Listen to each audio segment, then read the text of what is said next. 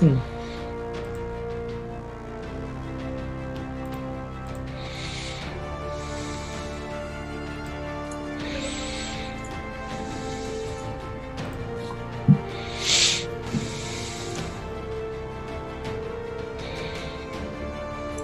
There we go.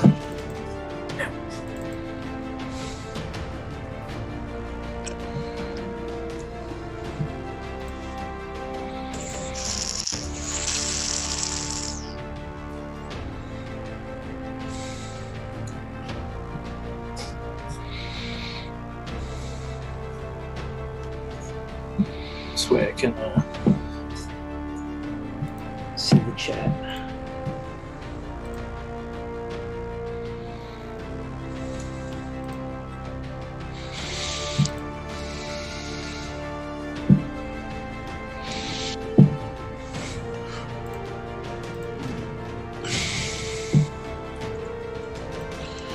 Bum bum bum bum bum bum bum bum bum banana no no.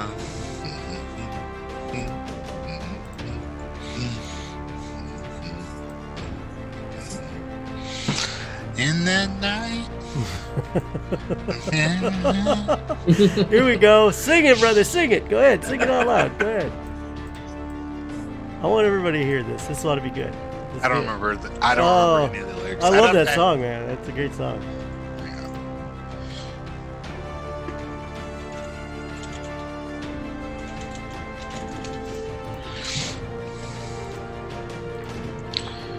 What is the name of that song? Oh, I don't know. What is the name of that song? Oh, you might have to sing a little bit more of it for us to remember. Let's see if chat can tell us what it is at some point.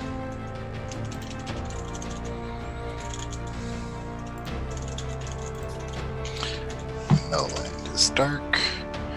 It is Stand By Me by Ben E. King. Yes. Stand by me. Stand by me. The night has come and the land is dark, and the moon is the only light you'll see. Yeah, we used to sing that in elementary school all the time. Elementary school? Yeah. Why would you be singing this in elementary school? Chorus. I want to say we were singing that in elementary school. Just as long as you stand by. Oh, baby, baby, stand by me. Oh, stand by me. Oh, sorry. It's not baby, it's darling, apparently. Darling, darling. Yeah. Yeah. What is it? What is it that you think something is one way, but it's the other? Is that Mandela? Yeah, Mandela effect. Yeah.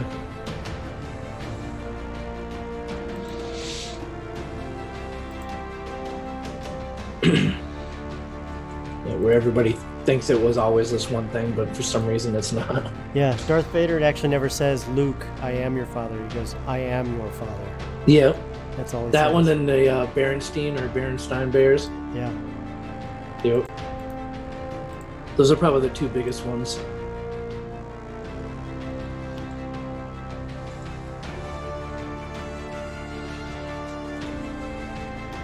You guys out there? Who's out there? At where? In Chatland. Oh, I'm in there, but somebody just posted something. That's me. Oh, okay. So you're Tiny Ozora.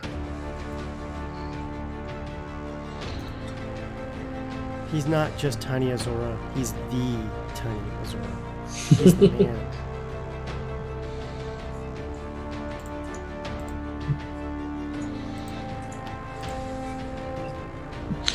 Is this episode 50? It is. It is episode 50, my friend. There's no way that we've done that. Yeah. You've done 50 of Yeah. these. There is. That's There insane. is. There absolutely is. That's insane. Isn't it crazy? That's. I don't believe it. I think you're fudging the numbers. No, I'm not fudging the numbers. I swear, we're at episode 50, buddy. We're there. I think it's time for an audit. Yeah. Okay. I mean, like, I'm down for audits. I like audits. Who doesn't like audits? Why would you do that to me?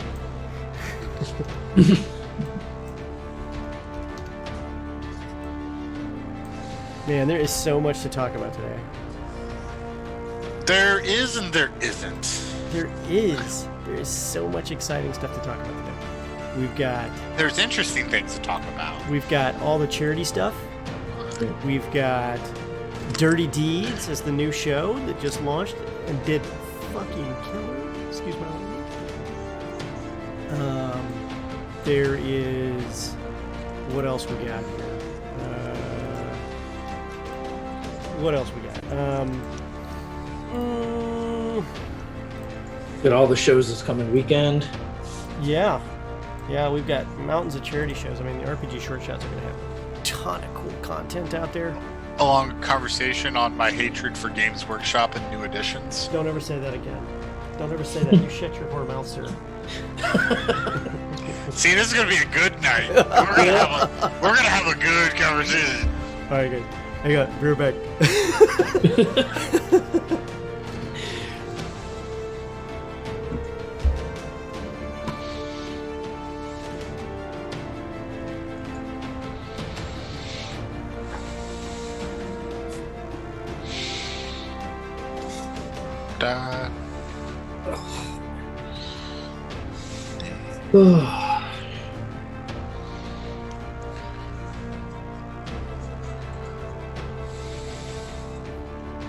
Yeah, this year cannot go by fast enough.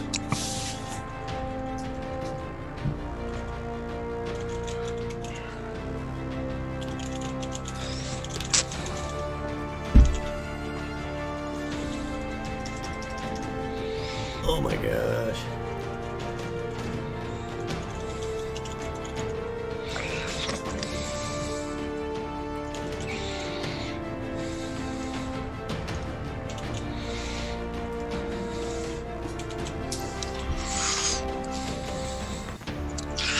All right, it's 10 after.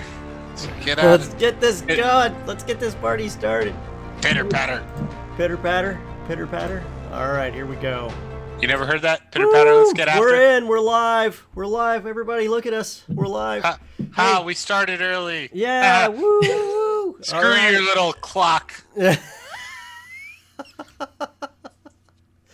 Well, we got a bunch of cool stuff today, guys. In addition to that, we also you got me all kerfluffled, man. You got me all messed up. Oh, you think it's good? You think it's bad now? I love Just it. wait. I love Just it. you wait. I love it. Welcome to the Games Tavern Happy Hour, where a bunch of us nerds get together and talk about tabletop gaming news, reviews, and interviews with those in the tabletop gaming space. So excited to have you join us today. If this is your first time joining us, you can always watch us on Twitch and sub on YouTube. It's free. Make sure to press the bell icon to receive regular notifications. Jeff, you just totally got me all jacked up now. Just reading your stuff too. So yeah, hey, you can catch us live here on Twitch weekly. So absolutely. not in addition to our YouTube, you've got this, and all these shows are then uploaded to YouTube within 48 hours? 48 I don't know. Yeah. He gets to it when he gets to it, right? It's always great for those that can't make this show but still want to catch up. So if you're seeing this on YouTube, we're talking to you. That's right. And we're also joined by, and he's been really quiet, so he hasn't shown up yet, Phil. Phil, you want to tell everybody who you are and all that other cool stuff while we're at it? Hey, it's definitely great to be here tonight. Unstable Dragon, Phil. I'm the DM for the new show here on Games Tavern called Dirty Deeds. We just had our second episode this last Monday. So far, it's been a great success, and definitely looking forward to moving forward with all that. Yeah. And you're actually joining us at the very beginning of the show, so you're going to talk about some of the cool, nerdy stuff that we're talking about today, too, which is always cool when you can do that, right? It's great getting nerds together like this. Absolutely. And so, on top of that, we'll be talking to everybody, because there's at least one person from each of the live play shows right now, each of the actual plays on. For those who don't know, trying to transition back a little bit to some of the stuff we need to talk about. What makes this show special compared to the normal shows that we do, Phil? So, well, in case you haven't heard, this week is actually, we started doing a charity stream. So every stream you see this week, all through the weekend, we're trying to raise some money to help feed hungry kids. The Game Tavern has partnered with No Kids Hungry to help try to raise money to provide nutritious meals. Every dollar donated provides 10 nutritious meal for kids. And if you want to actually help, a great way to do that is during any of our live shows. If you want to provide inspiration for any of the characters, you can donate $10 or $20 to help donate with that. And also right now we currently have going on for the Velcom Weave. They're trying to find names for the Cobalt crew of their airship. So if you wish to help name one of those kobolds, $10 donation, you get to pick the name of one of those little rascals there for you. The little curmudgeons who are running the airship. Yeah, and there's who Eric gives such a great voice to. Yeah. So that's the verses for the little gremlin things. Yeah, he does great work with that stuff. I've never seen such a great start of a campaign as what he's pulled off on that too. So. In addition to that, we've got a cool thing on there too. For $5, you can have your question prioritized if you so desire. We're excited to see that happen as well. So be sure and get those questions in whenever you get a chance here. A quick sponsor thank you to Overhead Games for sponsoring our shows tonight. Some great support for your games from them can be had by just merely using their cool Epic character generator.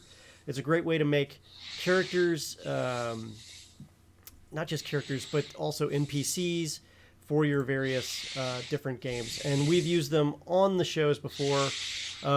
We've had an exciting time doing that. And on top of that, right now it should be going live as we speak. The contest is open too. So, but I don't want to steal that from Jeff. Jeff, you want to tell them what they got to do the contest? Well, I mean, it looks like you just canceled it, but yes, there's going to be. On. It's back on. It's back. Turn it off. Turn it on. Yeah. Now, tonight we are giving away an epic character generator from Overhead Games.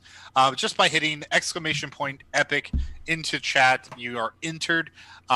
This is a raffle for the package that will begin shortly, and we'll continue to take entries up until the end of our stream, where we will pick the winner. So remember, if you do enter, you need to be here at the end of the show in order to claim the prize. Because if you're not here, you don't win. Pretty simple. Details on how to enter will also be mentioned again as we enter our break. You must be a follower to enter. It's not too hard. Hit that heart button here on Twitch to follow us here. And hopefully you win. Yeah. Best of luck to everyone. Overhead Games has been awesome for that. So, all right. So, what are we leading with tonight? You want to just what are some of the topics we're going to talk about tonight, Jeff? Yeah. So tonight we have, of course, interesting topics because I'm picking the topics, so it's always interesting. Yeah. And also the thoughts and discussions that we're going to try to weave in more with this new-ish style as we evolve this channel, or at least this show. So let's see. We have the charity to talk about some more. We have the new campaign for the channel starting, Dirty Deeds, for those that don't know. We have game topics. Dungeons & Dragons has a survey. Is it still worth filling out these days? There's a new edition from Games Workshop. Find out which version if you're not, or which game if you're not already tracking shortly. And then a slew of returning to action organized play announcements from several different organized play events. I will let you guess at who they are, but at least one of them is one of the big ones that is at least authorizing official play to begin again. Yeah, what hold on one second here. Let me switch us over to a really cool thing, and boom, there's the cool D&D survey stuff. So, nerding it out on the survey. Yeah. Have you ever taken these surveys, Phil? No, I have not. This is actually the first time I've seen anything on this. Oh, really?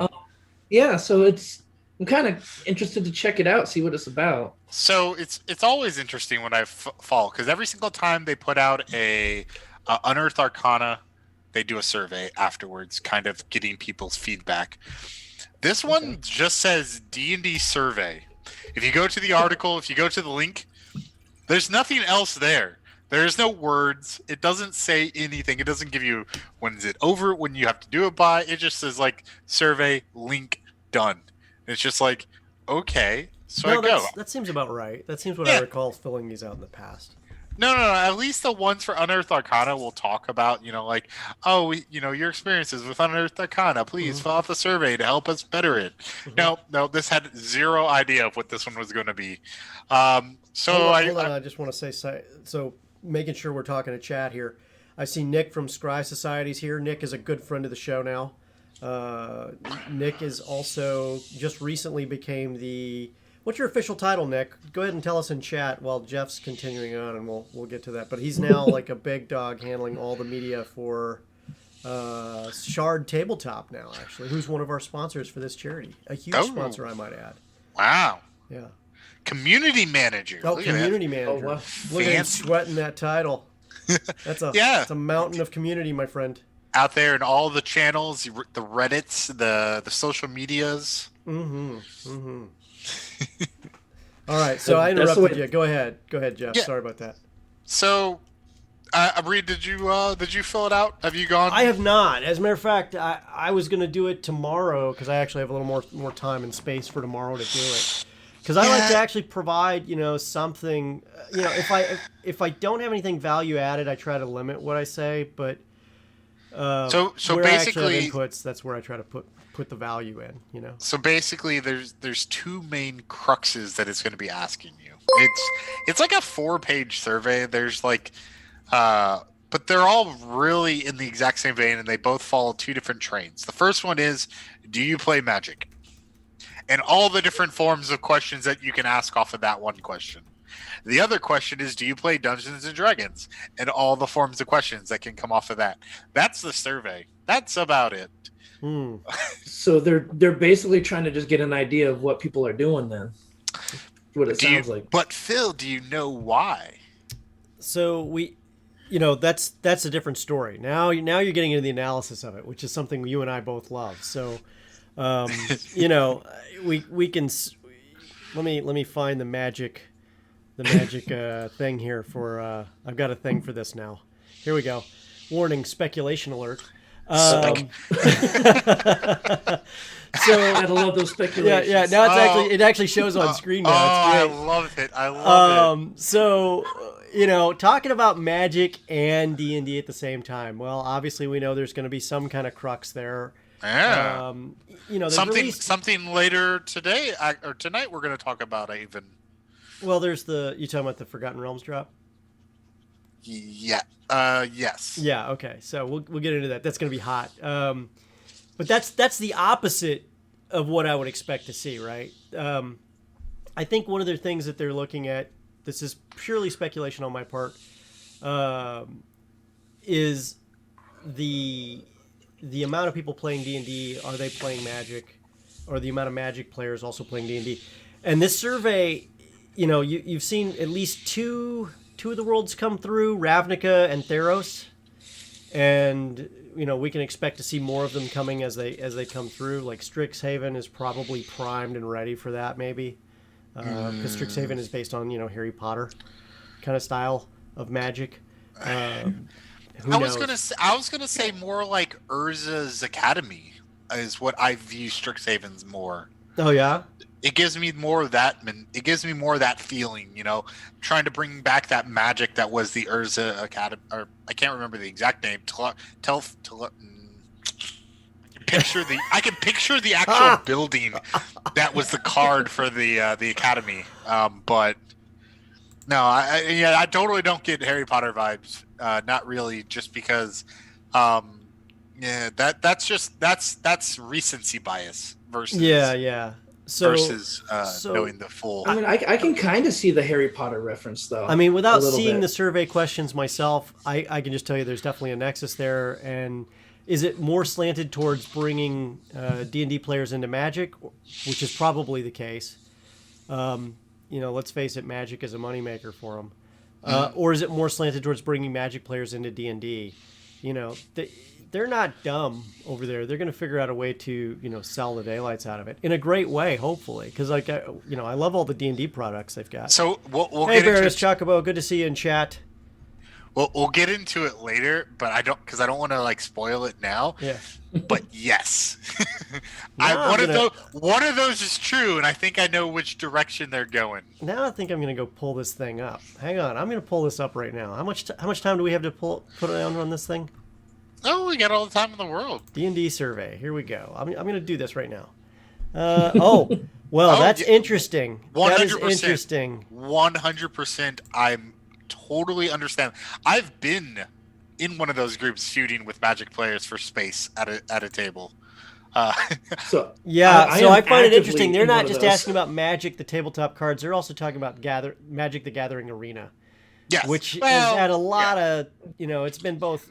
It's tossed in there. Yeah. Well, I don't think it's tossed in there with Magic the Gathering Online on accident either. But at the same time, they also ask you, did you play first edition, second edition, third edition, fourth edition, fifth edition? Now they do specify, have you played fifth edition within the last 12 months? But I mean, it's all those type of variations, and it's just it's like you said, they're really just trying to get a feel for who's playing what. Now that brings up my other question. Well, two things. First, I didn't see this survey on Wizards of the Coast or on the Magic the Gathering site. The second thing is, how many people are actually filling out surveys? Well, a lot more than you would think here. Really? Yeah. So I'm checking this thing out. Who regularly goes to D&D's website? Not D&D Beyond. Well, so what happens is but D&D's website. D&D also puts this stuff out on social media, so people find it. They're funneling people in. Do they? Yeah, they do. They definitely do. Based upon the lack of anything, I really have a bad feeling that they didn't. Yeah. So they're definitely asking about comparative questions with Arena and Tabletop. That's interesting. They're trying to find out a lot. So it's really interesting that they're asking this because they're saying when was the last time you played Magic, the tabletop game? And I was like, well, there's been a pandemic, so it's been a long time since I played with any persons physically. They have done yes. They've tried to get around it. I will say, Dungeons and Dragons official Twitter, no mention of the survey. I'm looking at it right now. That's why I'm like, when was this dropped? A couple days ago at most. Not very long ago. That's why I'm like, there's no. Oh, they've added some words now. Actually, I think they've updated this. We want to know what you think of D&D, and if you play D&D, we want to hear what you have to say about that too in our latest survey. No mention of Magic in that statement. Now they're asking, when you did the survey, did you ask a lot of did they ask you a lot of questions on your Magic play? Yeah, because it's all based upon did you play Magic? If you played Magic, when was the last time you played Magic? I didn't get a ton because I haven't played Magic the Gathering in a long time. Okay. But it dropped on the 10th, so 2 days ago. Okay, interesting. Okay, so they may not have gotten to it yet. It's just very strange. This is what I'm. Yeah, they're asking me also because I'm going through the survey right now. They're asking me all about my arena play, my physical card play. They're asking me what my formats are that I like to play in the most. Okay. They're asking me all sorts of extra questions because this looks like a Survey Monkey survey or Alchemir survey. Yeah. And they go into that sort of depth once you get to the D&D. It's sort of that way, right? Which version did you play? How much of that version have you played? When's the last time you played it? All that sort of stuff. Mm-hmm. I don't think it's as much because there's not as much variance when it comes to D&D as there is with Magic the Gathering because of the different play styles that you can do with Magic the Gathering. But anyways, I think it's just Usually, like, it's just not something that we'd have a long conversation, but it's so weird. It's so weird just because of the empty. It's just there, but it's nowhere else. Like, no one else is talking. But, like, it's not on their social medias. It's not on their other websites. It's buried on an article on Dungeons and Dragons on dnd.wizards.com. That's just titled D&D survey. Again, there's no mention of Magic the Gathering, and yet the first 2 pages that you fill out is nothing but Magic the Gathering questions. Yep. I think they're trying to find who's playing Dungeons and Dragons that also plays Magic. But They're trying to figure out just how deep that Magic love goes. If you're a D&D player, are you a Magic fanatic, or are you dabbling in Magic and enjoying it? You know what I mean? Because I'm looking at this thing. This thing is off the charts. It's kind of wild. Let's see here. What do we got here? Chav Hunter 86. Good to see you. Chav, I don't play Magic the Gathering either. Like, the only reason I filled out this survey was because I wanted to check it out because I'm looking for content to bring to the show. It's true. Like, I would normally not fill it out. Yeah. That is exactly on the survey, Chav. That is exactly what I put for the reasons why I don't play Magic, and I repeated it because they kept asking you, "Why do you not like this game? Why do you not play this game?" Like 6 times, and I was like, "Because it's too expensive. It's too expensive. It's too expensive." Because it is. It depends on who you are. Any type of collectible card game, though, is going to be that way. So yeah, I mean, like, yeah. That was actually one of the reasons I stopped playing. What was it, about 2001, 2002? I think I quit playing Magic the Gathering because it was every time a new set came out, I was dropping hundreds of dollars. Well, that's the point. And from a company standpoint, that makes a lot of sense. But from an individual with a family, not so much. Don't worry, we're going to get into Games Workshop's own practices about the same thing later. Yeah, but I mean, going back to what you were saying, the local game shop that I play D&D at, we have that issue with Magic players there where we're constantly competing for table space sometimes. Mm-hmm. But I'm not going to lie, I've recently picked up some cards and starting to look at getting back into it because... Yeah, it's interesting. Collectible card games, CCGs, tend to be the most expensive because of things like chase rares that Chav's talking about, and that sort of stuff that really ratchets up the price versus living card games that everyone buys the same packs and the packs have the same cards, but they don't do as well. Magic the Gathering is still going on. All the major LCGs kind of died in the last 5 years. Netrunner, L5R, all of them kind of just died off.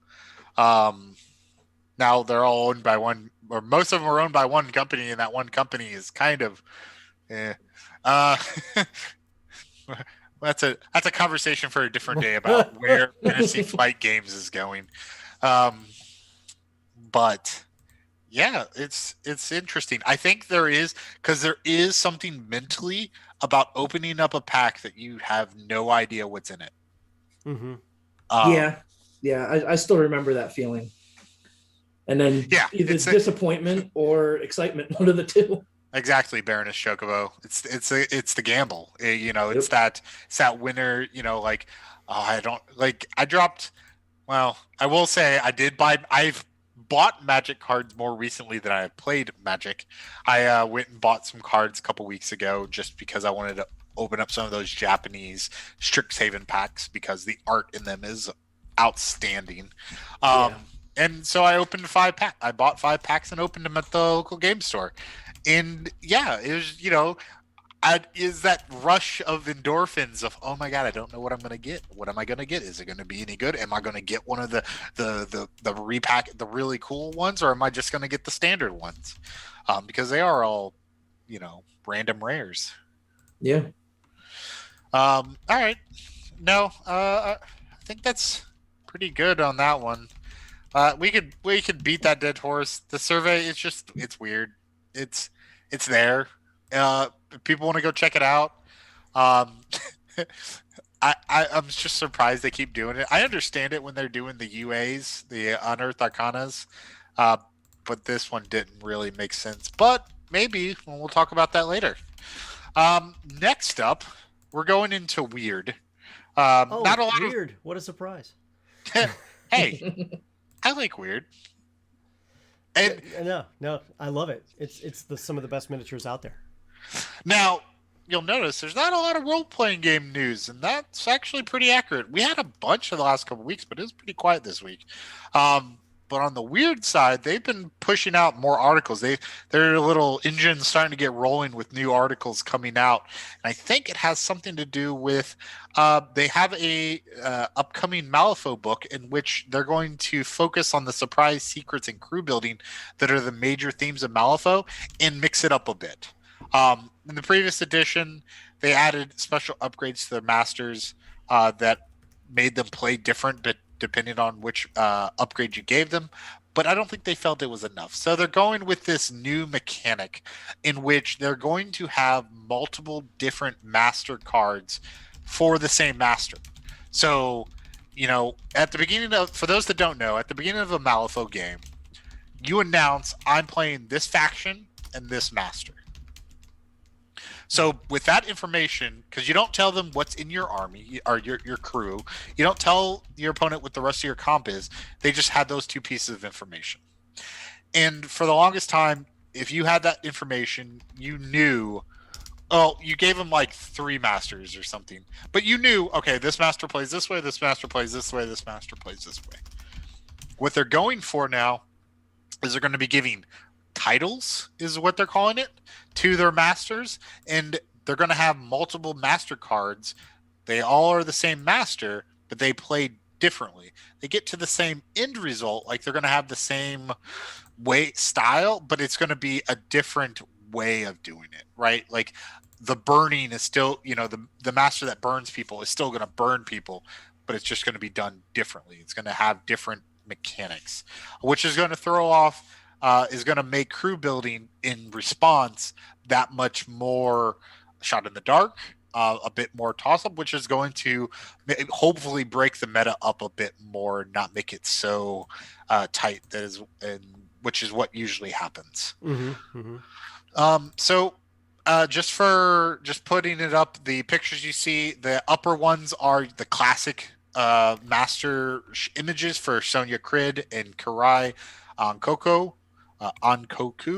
And then below is their new forms. Sonya Crid unmasked. As you see, she took off her metal mask. And then Karai, envoy of the court, just because she got sent to go be an envoy to some ghost army in Earth that was. So Cool. Which is your favorite? My favorite of these two? Mm-hmm. Probably Karai. I've never been a guild fan. You've always liked the Asian styling, though. I think too. That's kind of like been your thing. Now I did look at Sonya's new card, and even I was able to look at this and go, "Oh, that's how this is supposed to work. You're supposed to use this ability not on your enemies, but on your allies in order to make them do things." Okay. No, I like where this is going. I like these type of things. Not really randomness, but unknown, the uncertainty that comes with this. You unlike in other games where here's your army and here's my army. So either I built my army pre or I can build it afterwards. I like having the ability to kind of customize on the fly, but I like it that they're not so sure of exactly what's coming. So I think it's a good opportunity, a really nice little mix up of what's to come for some as third edition Malifaux continues to evolve. Are you a what do you big think? miniatures guy, Phil? I'm just curious. I'm starting to get into miniatures now. Mm-hmm. I've only gotten back into the whole tabletop scene over the last year, really. Mm-hmm.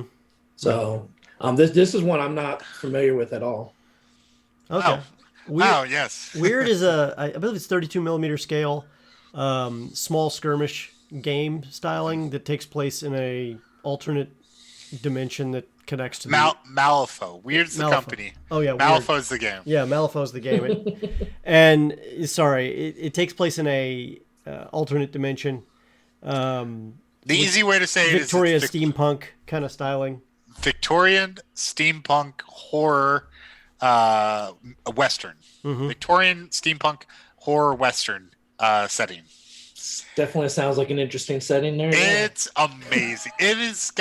They've written so much for this game. Like it's got such a huge lore background that it's one of those that you could really bite your teeth in. They're actually coming out with a new game. So this is the skirmish game. They're actually making a bigger scale game called The Other Side. The pandemic kind of killed its coming out party, unfortunately, but they're starting to re-engage with it. That is something I've noticed is a lot of stuff that did kind of get put on hold and kind of got put on the back burner is finally starting to come out, which is good. It's starting to resurface. What's next on the lineup here, buddy? Yes, sir. So Games Workshop, since we're in that miniatures line, they're next as we wrap up miniatures. And so we're going through several of the reveals from Warhammer Fest Online. That was last week. There's way too much for us to go through all of it. So we're kind of picking and choosing our battles right now. First up, in the grimdark of Warhammer 40,000, something that people have waited a long time, but I still sighed a little bit when I saw them. Plastic models for Gaunt's Ghosts. 6 new models. My problem is it is 10 years too late. I mean, they had metal ones for a long time. They did. Most of these figures, although I think the new McCall model is pretty killer. Oh yeah, no, the models are outstanding. I love the cloaks are so good. I'm like, if I was running anything with cloaks, you would get these just for their cloaks. It's just and now I know why they did it. They're coming out with Dan Abnett's got a new Gaunt's Ghost novel coming, the Vincula Insurgency. So of course, that's you're pairing the new book with the new models. It's going to sell. It's going to be a good book, probably. I haven't really read a bad Gaunt's Ghost. They've all been very gripping, very very by your seat, tears sometimes when a favorite character dies. Yeah, I mean that's what that whole story is all about. I think if you think about it, it's the hope that's being lost slowly as they get ground down by war. Now, do you feel, and I kind of feel this way, that they're digging up an old story when they've got so much other that they've moved on along? Gaunt's Ghost, that story started 20 years ago. Was it 20 years ago? Yeah, I guess it was. I guess so. So there's a couple things that are part of that. So Dan Abnett's been on a whole lot of other projects, to include the Horus Heresy series. He wrote the next Eisenhorn book, and he's doing a whole bunch of stuff with comic books too. Plus, 22 years. Plus, he's had some health issues. And I kind of know Dan a little bit from my days when I worked at Games Workshop, and I've had a couple, conversations with. He's actually one of the nicest guys on earth. Very humble, very, very nice when you go to talk to him about a lot of cool things. And he's an absolute genius at putting stories together. Yeah. But those things take a little bit of time, even though he can do it probably 10 times faster than any of us could ever do it, right? But he also has a lot that he's doing with Games Workshop at any given moment on a whole variety of different IPs. So it's not that this story wasn't meant to come out, it's that the story wasn't in the queue at the time versus what he was being paid to do, right? And So, if you read on the page article that they talk about the book and stuff, it looks like they're trying to weave it into the current storyline. They're trying, and this goes back if you watch, and I've watched my fair share of 40K lorists and theory crafters themselves talk about how time works in the 40K universe, and that just because stuff happens 10 years apart in our world, it's happening, or even 10 years apart theoretically in the universe. mhm. It's happening at the same time because of time dilation, chaos, warp, what have you. Just when you're traveling as far across the universe as they are, time dilation is a thing. So where and they don't have the ability to keep a standard clock. The Astronomicon is not an atomic clock. It doesn't tell you what time it is on Earth. It's a beacon. So where it might be. Baroness Chocobo, hold on 1 second. I gotta say this. Baroness Chocobo, thank you so much for your $100 donation. Oh wow. Oh wow. Yeah. Awesome. It's huge. Awesome. Yeah. Train of thought.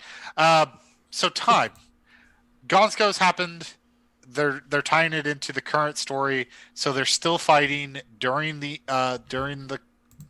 events of current day Warhammer 40K. Mm-hmm.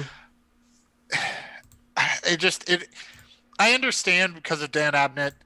This is one of his because this is book what 9, 8, 7. I can't even remember. I mean, I had every single one of them up until this point. I probably still do in a box somewhere. It's a great series. If you haven't read the Gonsko series, start it fresh. 2, 4, 6, 8, 10. There's a lot of them. At least 10 books, if not more, in the Gonsko series. Actually, yeah, it might be 20. Yeah, his last one was in 2019. So, I mean, it hasn't been that long, I guess. 5-year break before that, 3-year break before that. Okay. I mean, there's some other really good stuff that's coming out that might have been better, or maybe even just a new story. Because there's only so much times you can throw the same unit into mortal peril and have them survive, especially in the grimdark that is 40K. Yeah. This is one regiment that somehow survived how many battles? Well, it's the one and only regiment of Tanith. And oh yeah, I remember. They got to recoup some numbers at the end of the Necropolis series. Yeah, which was the 3rd book. There's been 7. Yeah, and they've gradually continued to lose numbers. So I'm surprised, but they haven't gotten to a place where they can recruit new troops to the. Let's see, 2, 4, 6, 8, 10, 12, 14, 16. This is book 17. I was way off. Yeah. 17 books about one unit in 40K. Okay, sure. Yeah. What's your take on that? Now that thing on the right, that's a Sisters of Battle Predator. Oh yeah, we haven't even gotten into all that. Yeah, stuff. what is that thing? That's the rest. So first, we'll start in the bottom left to work our way around. First up, Adeptus Sororitas is getting a new codex. It is coming, and with it, they are getting some insane war gear. First up, you've got the one in the top middle. It is a sister with what is effectively a storm shield and a power maul. And there's actually a bolt pistol underneath the shield. You can kind of see the barrel there. So they're getting, that Thunder Hammer, power shield, Space Marine combo for sisters. This goes in with the sisters with the two-handed power weapons. So it's supposed to work just like the Thunder Hammer and then the Storm Shield guys from the Space Marines. Well, sisters are getting that craziness. You've got the war suit. Well, Lens Christ Society says, "Am I a bad nerd if I know nothing about Warhammer?" Yes. Yes, you are. No, not at all. No. The thing you need to know about Warhammer is that it takes a lot of things from history and then puts those same stories into the future as well as into the past, or at least it did used to in the past. Now it's a little different with the thing that we'll talk about on the next slide. But don't worry, I will never shill for Games Workshop because they have predatory practices. I won't agree with that completely. I won't, only because I was an executive at Games Workshop, and I can tell you that. How long is that NDA last? I'm already way past it. So, but I can tell you that there's a lot of good people there. And what can appear to be a predatory practice is merely a good sales technique. But at the same time, it's not that they are predatory. It's just they make so many damn good models that you can't buy them all possibly. So. Yeah, I mean, just look at all this. You've got the new war suit there. It's freaking sisters with power with a. That's not a sister. That is a High Lord of Terror. No, the one in the middle. Oh, the one in the middle. Oh, okay. The one in the middle is a sister. Yeah. The one on the right is a High Lord of Terror. The first High Lord of Terror, I believe, that we've seen on the table. Yes. In her own massive war suit. Mm-hmm. And yes, that is a sister's battle tank. Is it a Predator that's been used for sisters now, or what's the deal? What's going on with that? No, I don't think it's a Predator. They talk about an autocannon or something in between an autocannon and a battle cannon. I think it's supposed to be a battle cannon. I think because it's got side sponsons on it too, so it reminds me more of a Lehman Russ, just sleeker. But yeah, very, very. Okay. And then the last thing is, of course, Act 2 of Warzone Caradon. So one thing that Games Workshop has been doing recently, in the last couple of years that they didn't really do when I was playing them a lot, is they're doing these narrative things with their campaigns that I'm really... They can try all they like. They're not going to get me back, but they definitely put some hooks and make me want to look at their stuff, which is, one step of them making me buy stuff again. But they're doing these things with their campaigns. Age of Sigmar does it. 40K does it. So these Warzone things is basically the story that's continuing of a Warzone, and it's giving you missions. It's giving you extra lore. It's giving you It's giving you more battle groups. It's giving you forces to play with that are unique. Things that really make the world more alive, right? It's not just, you're not just playing against each other. You've got a story to play with. And these books, these war zones, have been doing a really good job of it. But yeah. So that's the first half of what we're going to talk about today. And then, but wait, there's more. And then Age of Sigmar also had probably more actual content about it. We definitely had no room to fit it all because of these two ginormous models. There's actually a third ginormous model that I thought about, and I was just like, it's okay. It's vampires. No one cares. Because these two look way cooler than that one anyways. I'm just still trying to figure out how they're on 3rd edition. When did the transition occur? It hasn't. That was the announcement. Yeah. The announcement. You ruined the announcement. Yeah. Oh, sorry. Well, I see that. Never mind. Go ahead. So yes. So new Stormcast Eternals. Their new champion, which is that winged with the spear. They've got the newest Broken Realms book, Kragnos, along with its massive model representing the god of destruction, Kragnos, who's actually pretty cool looking. And yes, 3rd edition Age of Sigmar. Yay, Games Workshop and more editions. So what's this thing at the base of Kragnos? Oh, the little effigy? Yeah. Looks like an effigy. Is it on a separate miniature? Is it on a separate base so that you can move it around? It looks so cool. No, I think it's just part of the base. Okay. Killer. Now, is this a Slaneshi? No. He's either going to be undivided or he's a Beastman, so he kind of fits into that side of the house. Okay. The Beastman stuff. Yeah. The new Stormcast Eternals. This one's just like one of the champions, but the rest of them look They remind me so much of Cybermen from Doctor Who. I swear, go look at them. They look so Cybermanish. There was when they first came out, there was a discussion that they were basically Sigmarines because they were based on Space Marines. They are. Games They are Workshop 100. Spaces. They are 100% Sigmarines. Yeah, the crossbolts that look like guns. Look at this guy. This guy's a Storm Shield and Thunderhammer guy. That's a magic hammer and a magic shield. I think that hammer is they like are forged in lightning, sir. I think they called it the Comet Hammer or something. Forged in lightning. Forged in lightning. That's what you need to remember. Yeah, forged with lightning and a bit of Sigmund's essence. Forged in lightning. But yes, so 3rd edition. It sounds story-wise it fits, right? So story-wise, the arcs have gotten to a point where the evil rose to a crescendo, or chaos rose to a crescendo, order has broken them and is starting to expand out. So they're using that as a reason for a 3rd edition.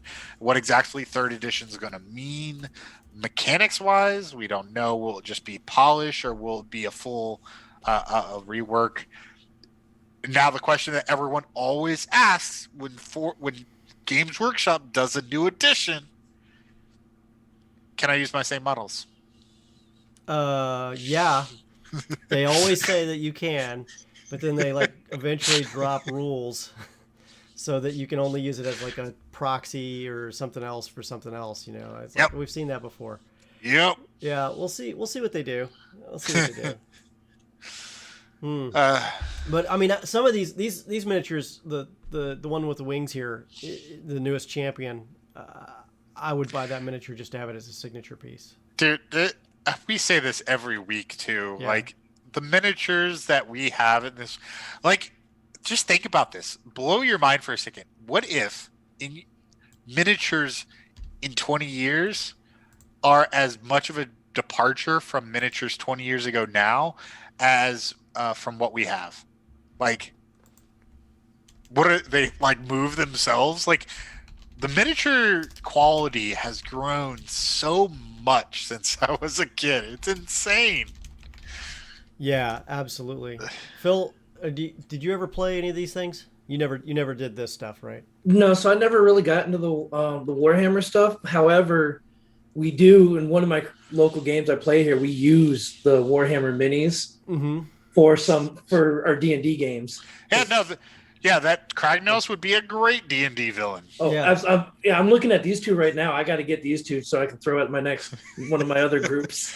There's a third one.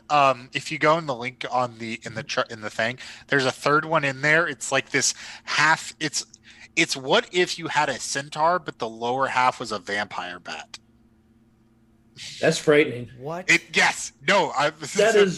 That is the third one. There's a that's the top end of the vampire count of the what's their new name? They used to be vampire counts. Now they're blight.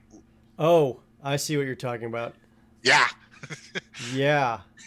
So where the head would be, there's actually the top half of a vampire of what would be a giant bat-like demon. Yeah.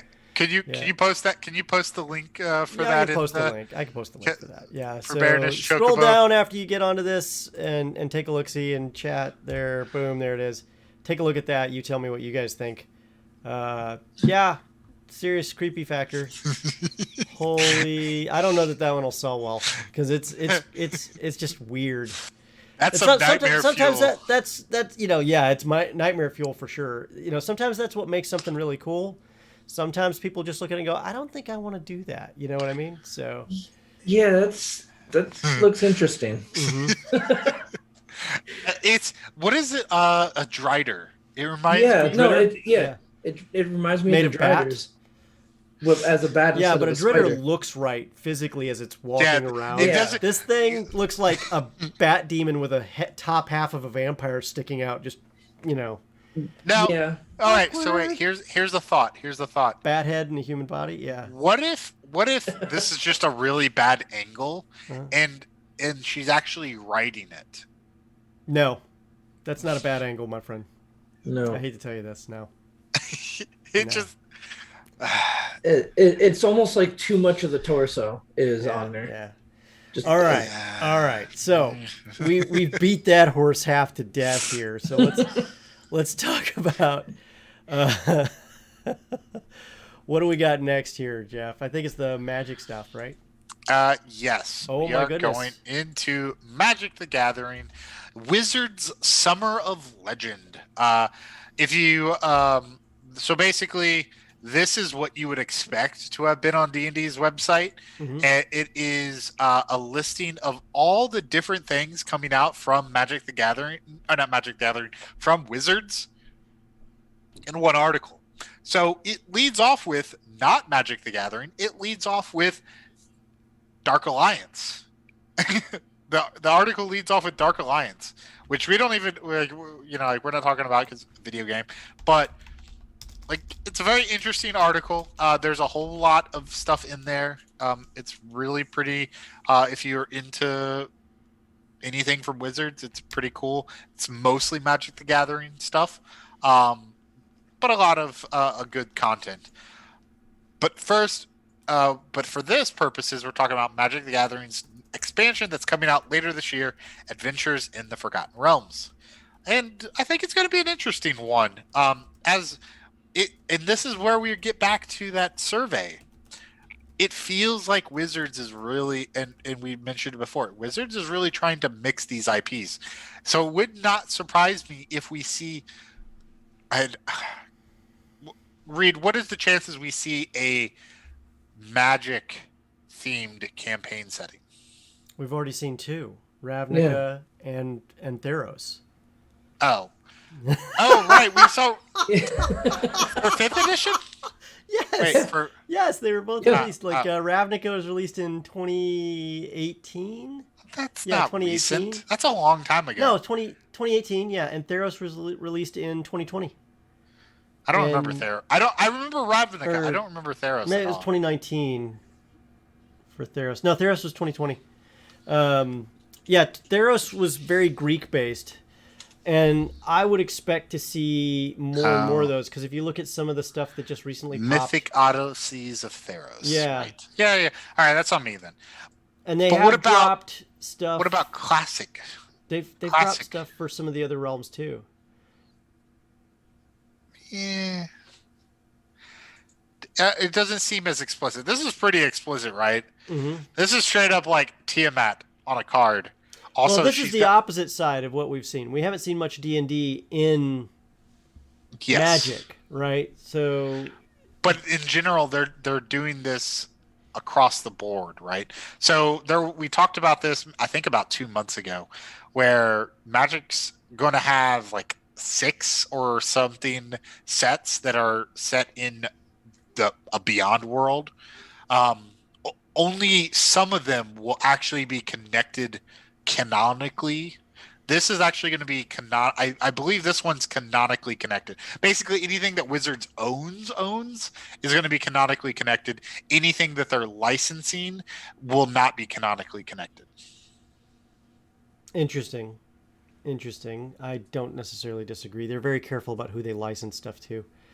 No. They've already came out and said it. Yeah, that makes sense. So just don't write stuff that's canonically. Just write stuff, that works, but don't actually have any story behind it. Sure. I mean, I've seen Well, no, the cards that are as in the worlds won't be connected. Like they won't be for standard play. They won't be for they won't be part of the universe. Right? Oh, okay. They're coming out with these card sets to add maybe for modern or for something, but they won't be standard. Yeah. I mean, And so I'm pretty looking sure at the these aren't going Vorpal, to be. Yeah, it's like these. Vorpal sword alone is pretty awesome. I think they limited Power Word Kill very, very much so in this case because Power Word Kill has a lot of very, very powerful capabilities in D&D. And it says non-angel, non-demon, non-devil, non-dragon, instant death, right? Which for 2 mana is really good. It's Yeah. unbelievably powerful, right? For that even kind of with because those theoretically, 4 restrictions. you could theoretically use it on Tiamat because Tiamat does not have the word demon or excuse me, devil in her stuff, even though she's the No, she's She's dragon. dragon now. dragon It does say lord of hell. Right, it says non-dragon. Yeah. Oh, it says non-dragon. Oh, non-dragon. Okay. Yep. Yeah. There's a dragon in there. So I'm actually not impressed by Tiamat's card. She'll be useful not for her. She'll Yeah. be useful for combos because she pulls your library for cards. if you're running a dragon-based deck, yes. But Yeah. she's also a like. dragon-based combo deck, because that's all Magic. But in is, order to you know. even use her, you have to literally have every color. Well, it would not be the first time that we've seen a rainbow deck. Yeah. Yeah. Back in the day, I used to play a rainbow deck with the original Elder Dragons that Slivers. came out. Yeah, Elder First- Dragons, Slivers. It's Plenty. entirely possible the Forgotten Realms deck may play better as a rainbow deck. You know. It's probably bit too in renew. I like the lands having an adventure plot or adventure hook as their fluff text. We've seen that with other things too. This is nice that they're doing it specifically that way. But it doesn't necessarily look like the Forgotten Realms. I mean, what's this Plains land that they're showing? Basically, it's plains, and they're showing plains, and yet they're obviously in some kind of super cave. What is this? Well, Yeah. because remember, the plains in Magic include deserts. Deserts is a plains environment. Yeah. Where is this in the Forgotten Realms? It looks like some type of underground with a sun. I don't recall anything like that in the. Hey, that wouldn't be the first time I've been wrong about something. But where is that in the Forgotten Realms? Help me out. Maybe that's the place in the Anrock Desert where, the what is it? The Firium, who are basically their magics are sucking the life out of the land, are residing. Who knows? Under a desert east of Faerun. Yeah, I mean it's possible. There's all sorts of deserts, but interesting to see that. I think that this is going to be really interesting to play. I think it may bring some D&D players to Magic, but I don't know that it's going to keep them there.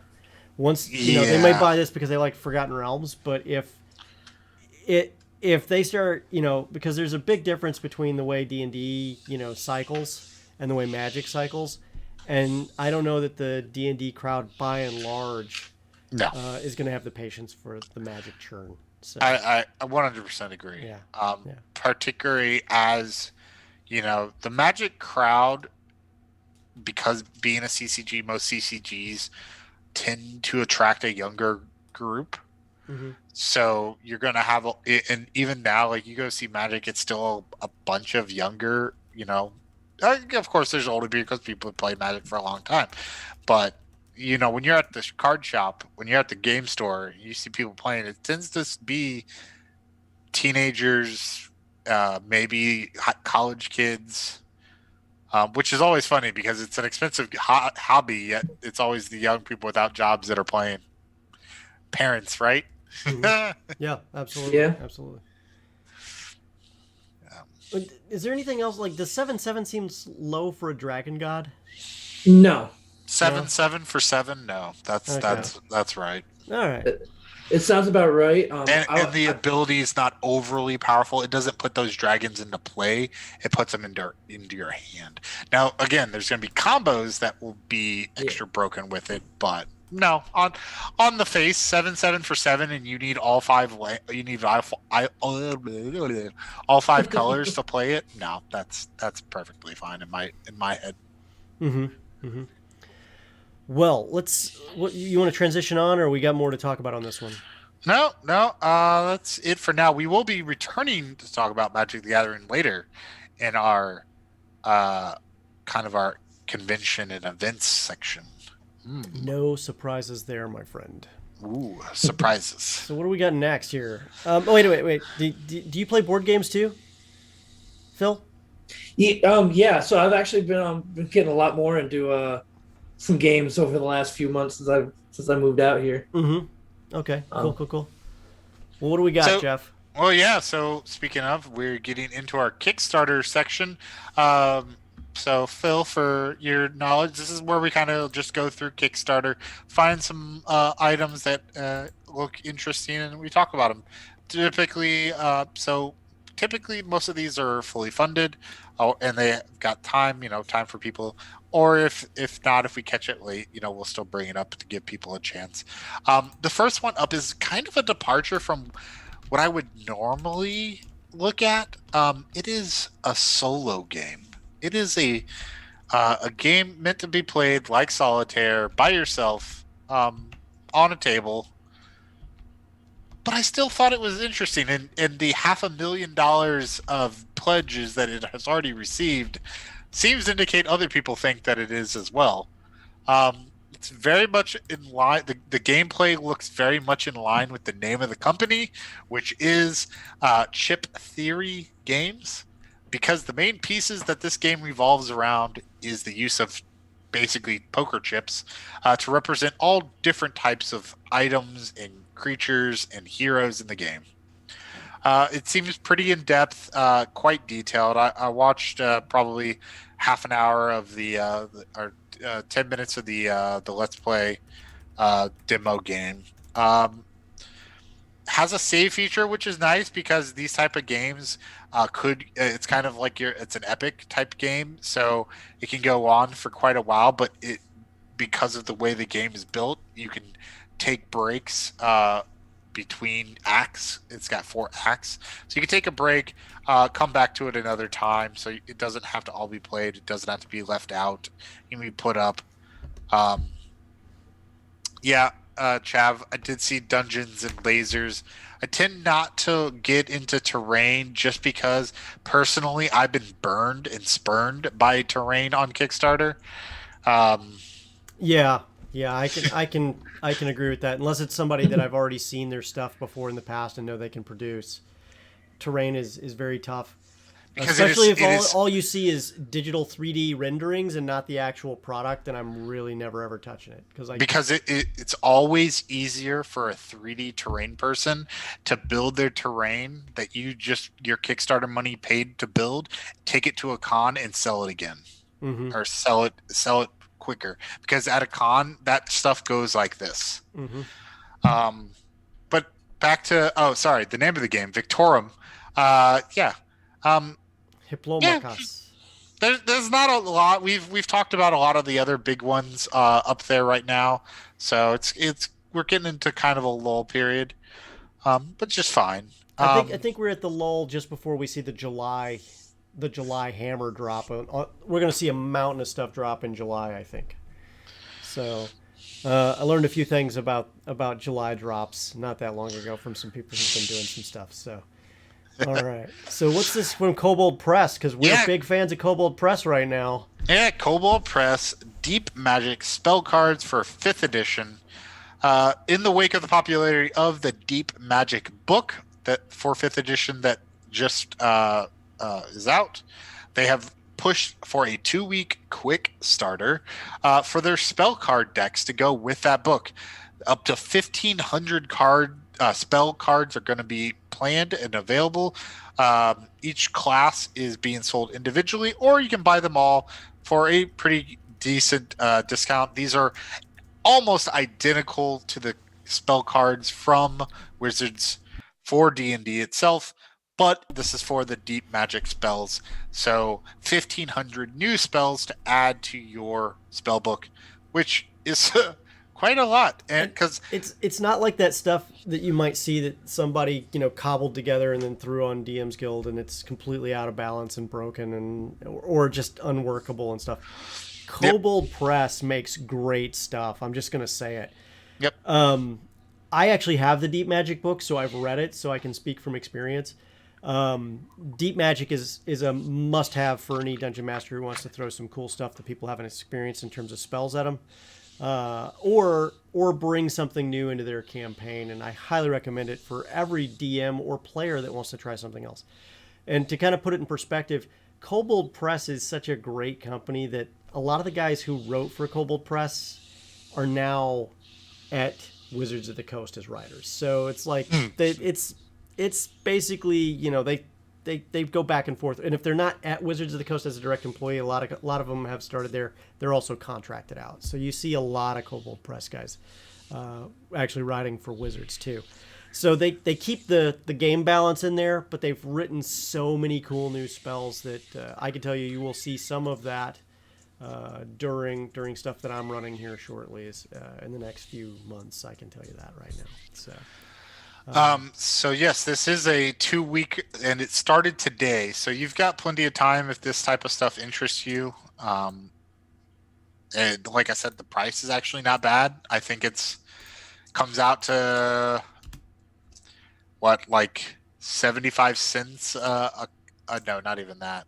It's going to be less than that. Yeah, way less than that. These guys are doing a great job. And they know what they're doing. Yep. So we'll see what they pull off on this one. So give it a chance to support it if you're into spell cards at your table. It's the ultimate way to keep your spell book solid. So give it a shot. This is cool. I'm glad to see that they're doing some stuff like this too. What else we got? Yeah, now we're getting into kind of what those that have been getting through this pandemic, we're hoping to see, and that is sanctioned play and conventions starting to ramp back up. Now, as you can see, a lot of these are still online in the near term until you get to Gen Con. So this is Paizo and their upcoming offerings. On the organized play front, they're planning 1,000 tables of Pathfinder, Starfinder, and Pathfinder Adventure Card Society at PaizoCon Online, which is next month for those that are, or no, actually it's the end of this month. 28th. The 28th, yeah. So if you are still interested, you could go sign up to play at their PaizoCon. And then also other events that they're participating in, like Con Summer Drain, Concurrent, PaizoCon Europe Online, which is going to have US-friendly times available.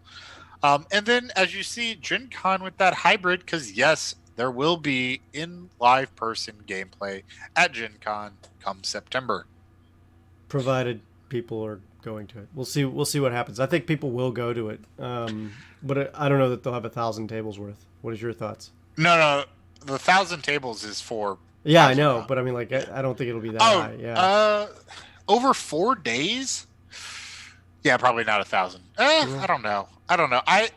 So based upon everything I'm hearing, is I think Gen Con's going to expect 40,000. Oh wow. Okay. Yeah, we'll see. I've already had 4 different people here in here where we are tell me, hey, can I come to Gen Con with you? Can I catch a ride? Because they all want to ride in your vehicle. Yeah, well, I'm driving.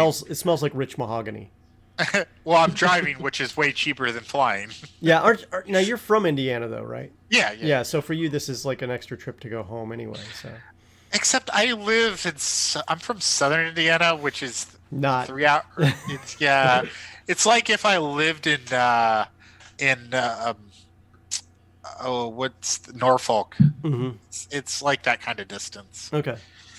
So, but yeah, really cool. Glad to see it. And we're not done yet. Next. But wait, there's more. But wait.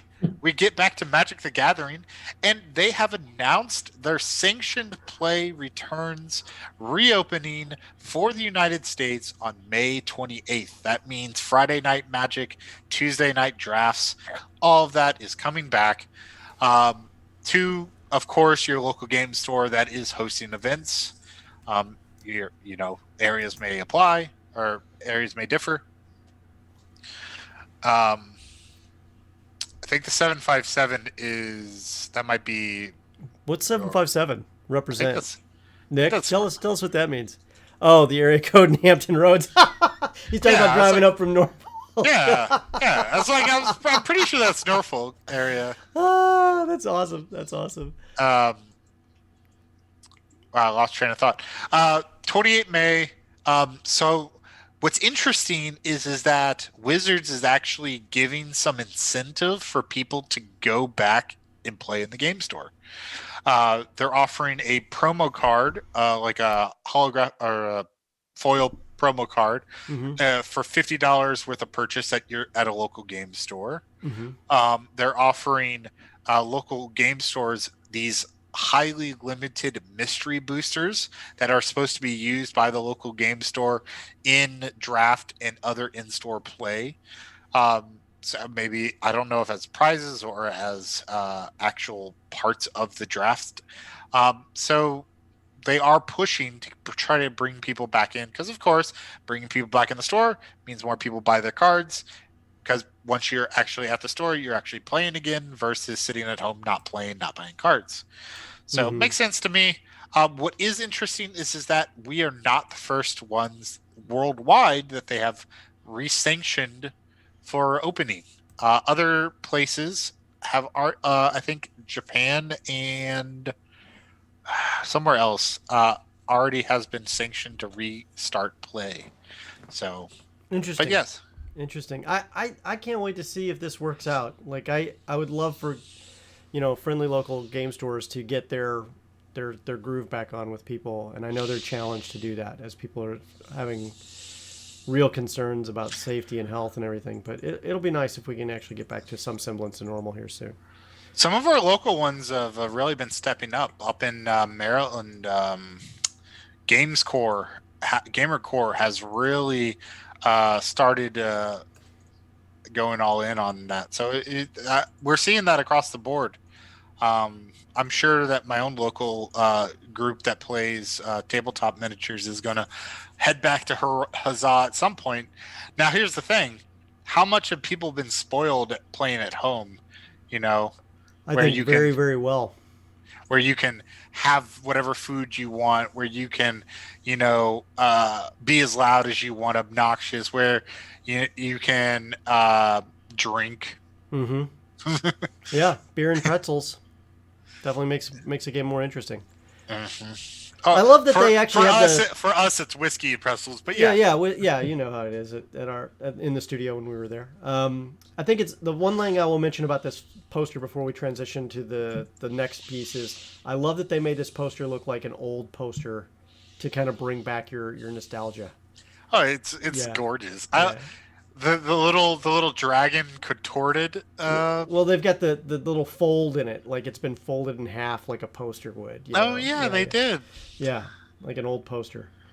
All right, next up, D&D Live, presented by G4, and you and I went round and round on this one. They're uh, horning in on my turf, bro. we won't focus too much on that, but yes, D&D Live 2021 scheduled to take place the 16th and 17th of July. Basically, Wizards is hosting their own 2-day event that'll feature 4 different games with star-studded casts playing with expert DMs, as well as hosted content featuring games, interviews, special product announcements, a Dungeon Master Roundtable, and exclusive giveaways. So it's kind of like their own little convention for it's like a convention slash what are those selling what Gen Con had one back in February. Like that's kind of like a display.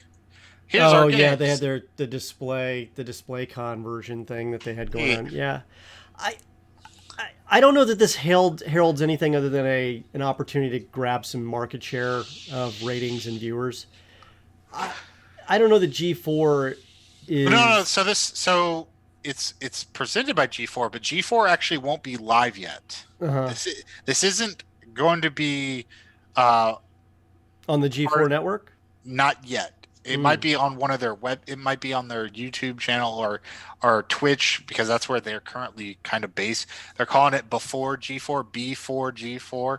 Hmm. Um, but G4's actual return hasn't. We'll get into G4 Well, in I a guess getting second. it onto G4 will get it to the market that they need it to be on, because they're not doing it live with actual audience members there, for safety reasons. Because if any of these actors, because a lot of them are actors too, show up and health precautions aren't taken, they don't get to go on set. Yeah. And if they don't get to go on set, guess what? They don't get paid.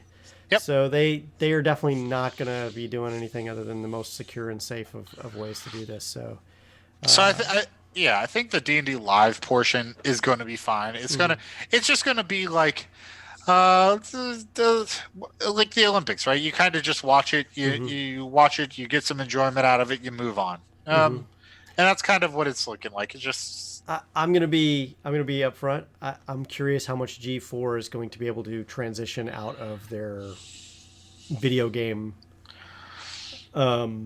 heavy audience, and prove themselves to the tabletop audience that they're going to give them the same, if not equal, experience that the video gamers get.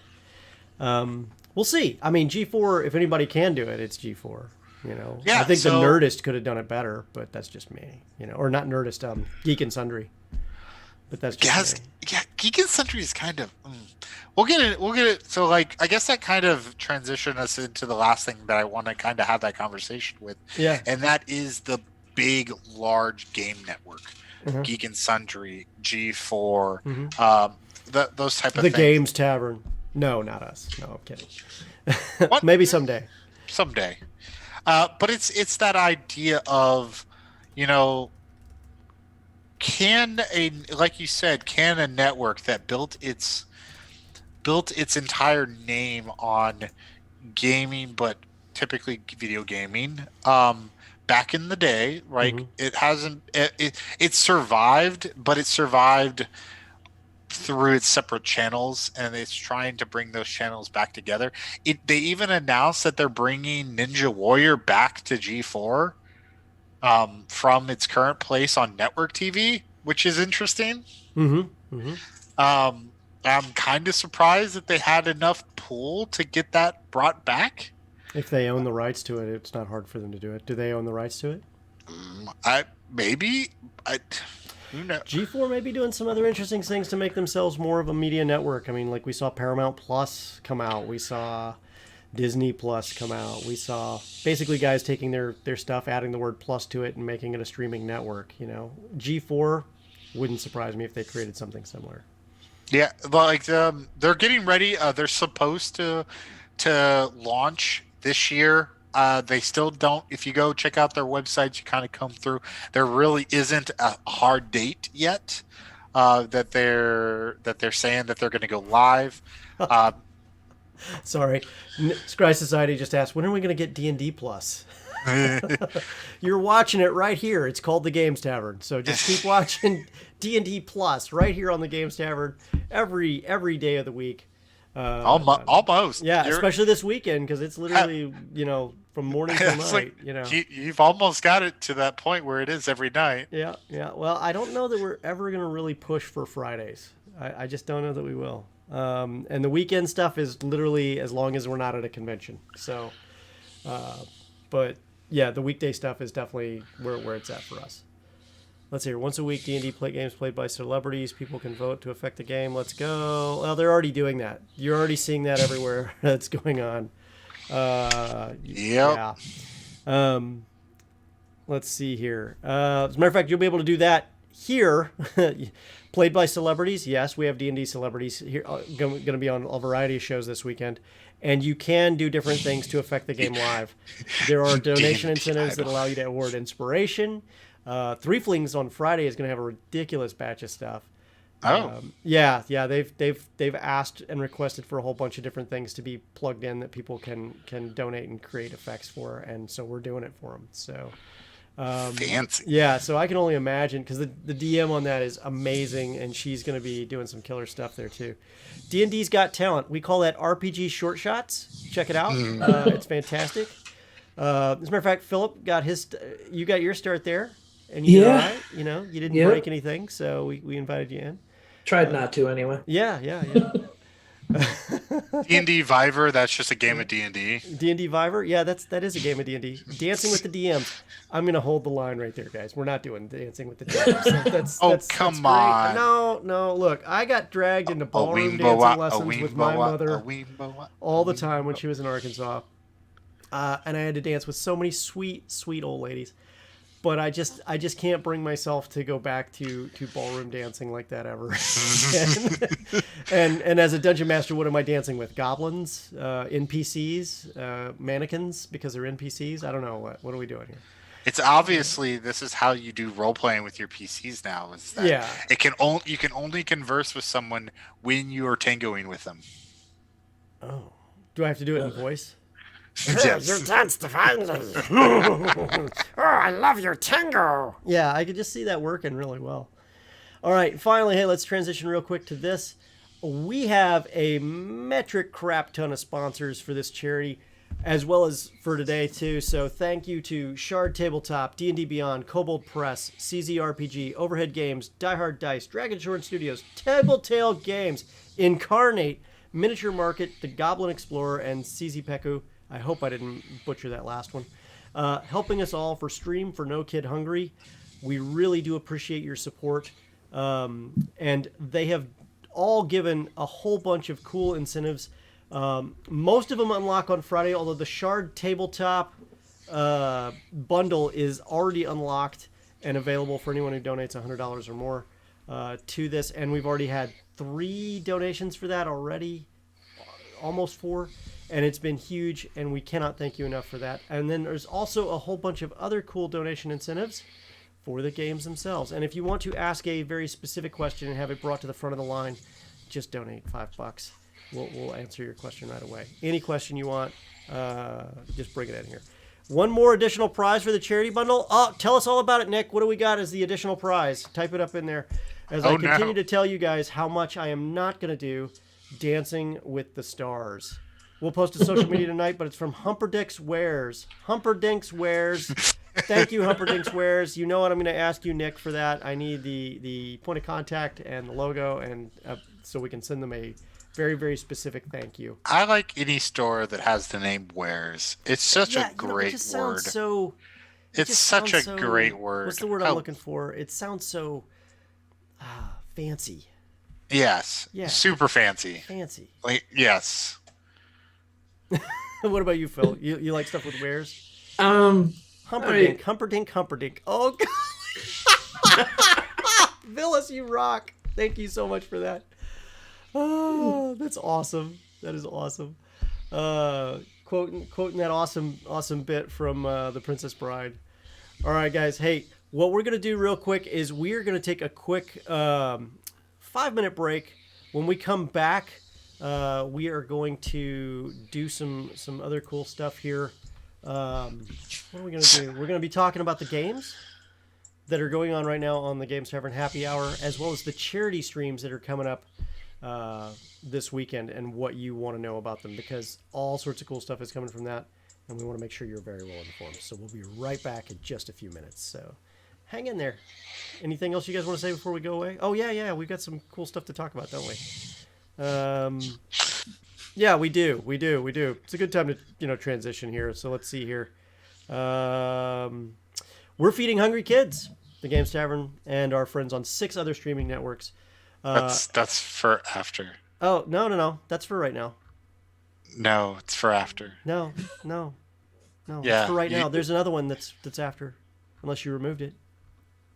Oh, no, yeah, sorry. Yeah, thank you for telling me how to do this. Jerk. You got me all kerfluffled yet again.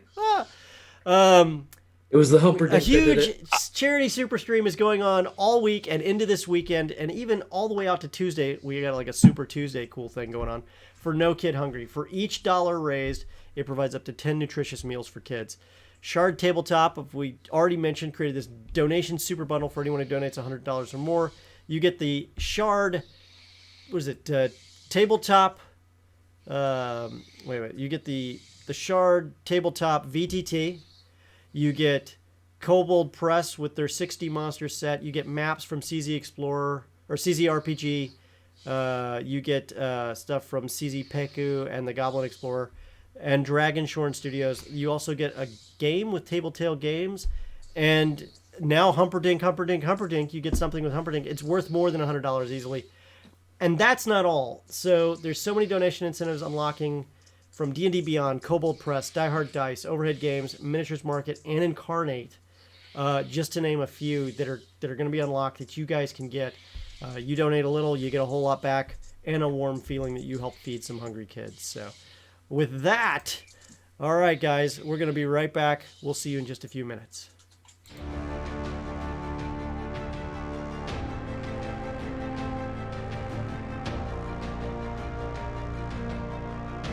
What changes in the summer is that those children who had access to free and reduced cost lunches and breakfasts no longer have that available. That means families are going to have to make up for those meals, and when the budget is already stressed, that really creates a burden. Then you have to make even tougher decisions. We want them to be good learners. We want them to be successful later on in life, and giving them good nutrition when they're young is a big part of that. Healthy diet, balanced with some exercise, balanced with a good night's sleep, all make for a really happy, healthy kid.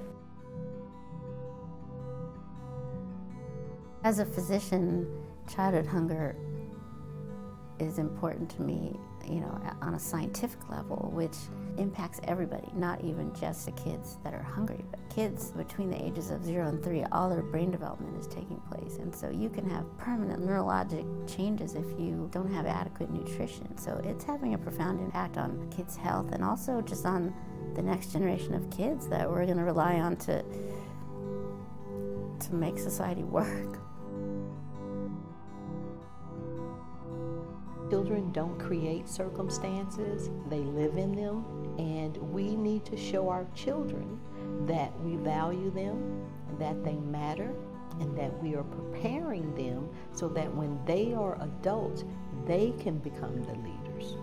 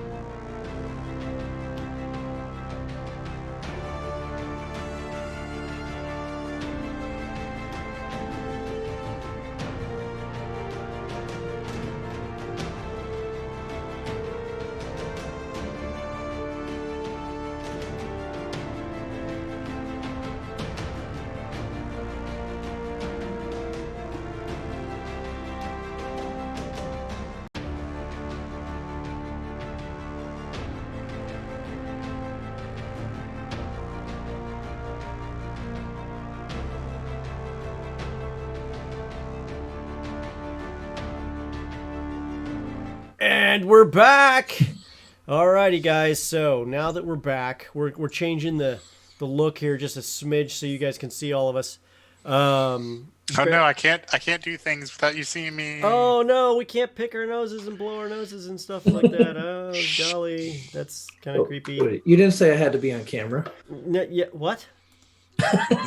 But you're on D&D Plus on the Games that's Tavern. right. I forgot. No. Hey, so actually, since we have this moment right now,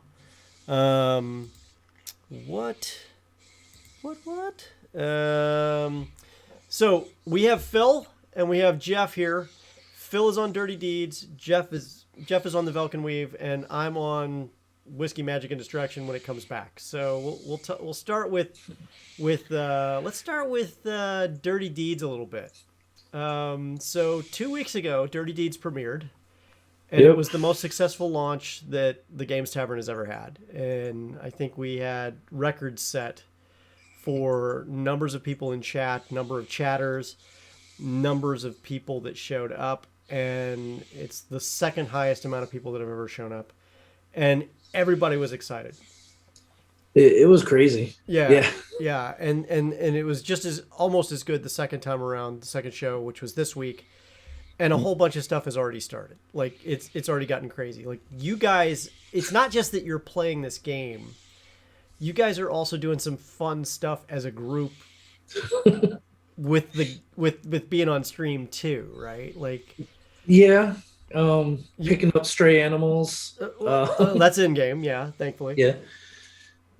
So it's been a pretty wild ride. I mean, we've been working on it for a couple months now, I think. Yeah, that's one of the things about pre-production with us is we don't rush it, you know. Yeah, no. But it's been a blast so far, and I'm only being 2 episodes in.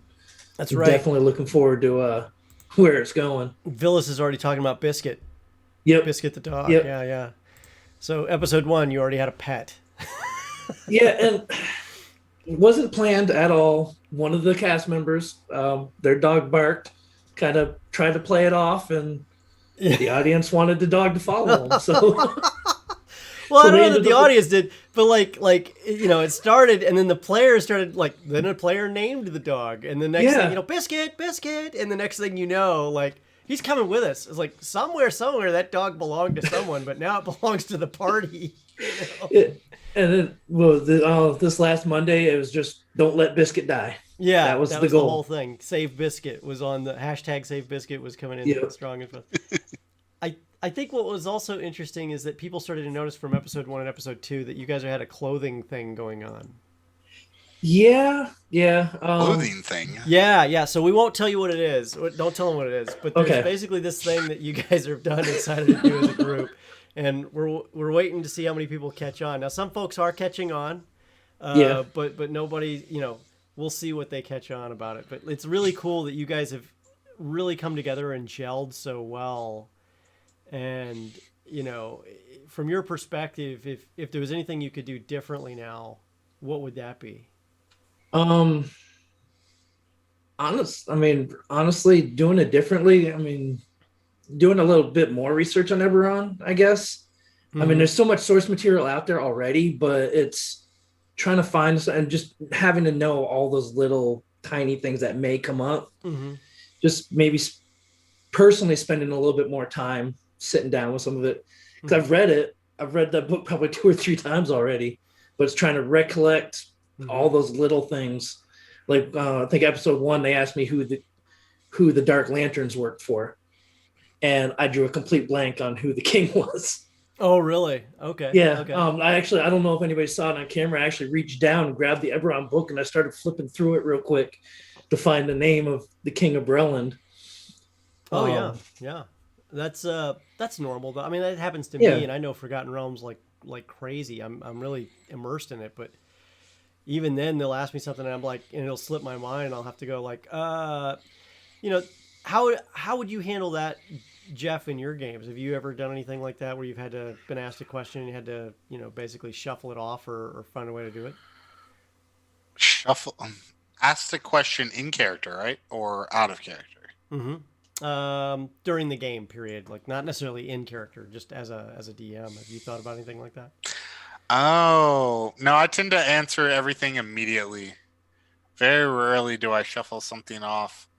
Because it's either, well, it's a lot different when you have a live play, right, versus a home play or something like that where you can take the time to, like, hang on a second, let me grab the book. Mm-hmm. So, I Yeah, mean, it's true. yeah, it's not You don't want that exactly. dead air. Yeah. It would totally be something, yeah, you could play off, but it's definitely a learnt skill and not something that comes naturally. Yeah, so unless the NPC would definitely know that information, sometimes I just have NPCs that, oh no, and they do that. But like, if they're asking one of the King's Guard, well, who are the Black Lanterns, then obviously that person would probably know who that group is, stuff like that. And you would think anybody living in there would know who the king is. It's just one of those Yeah. people you just know. You say that, but then you see all these like late night talk shows that are interviewing people that don't know anything about the country. Oh yeah, did you hear True, the premiums yeah. are going up? Isn't that great? And you hear all of these people saying, "Yeah, I love it when premiums go up." Like, you have no idea what a premium is, do you? you know. I think Villa says it's rough during the live play to look something up. Yeah, it definitely can be. I can say this. I've done it. I think that certain tools out there, make it a lot easier. Things like Shard Tabletop or D&D Beyond and some of those things. They've got some D&D quick search pages.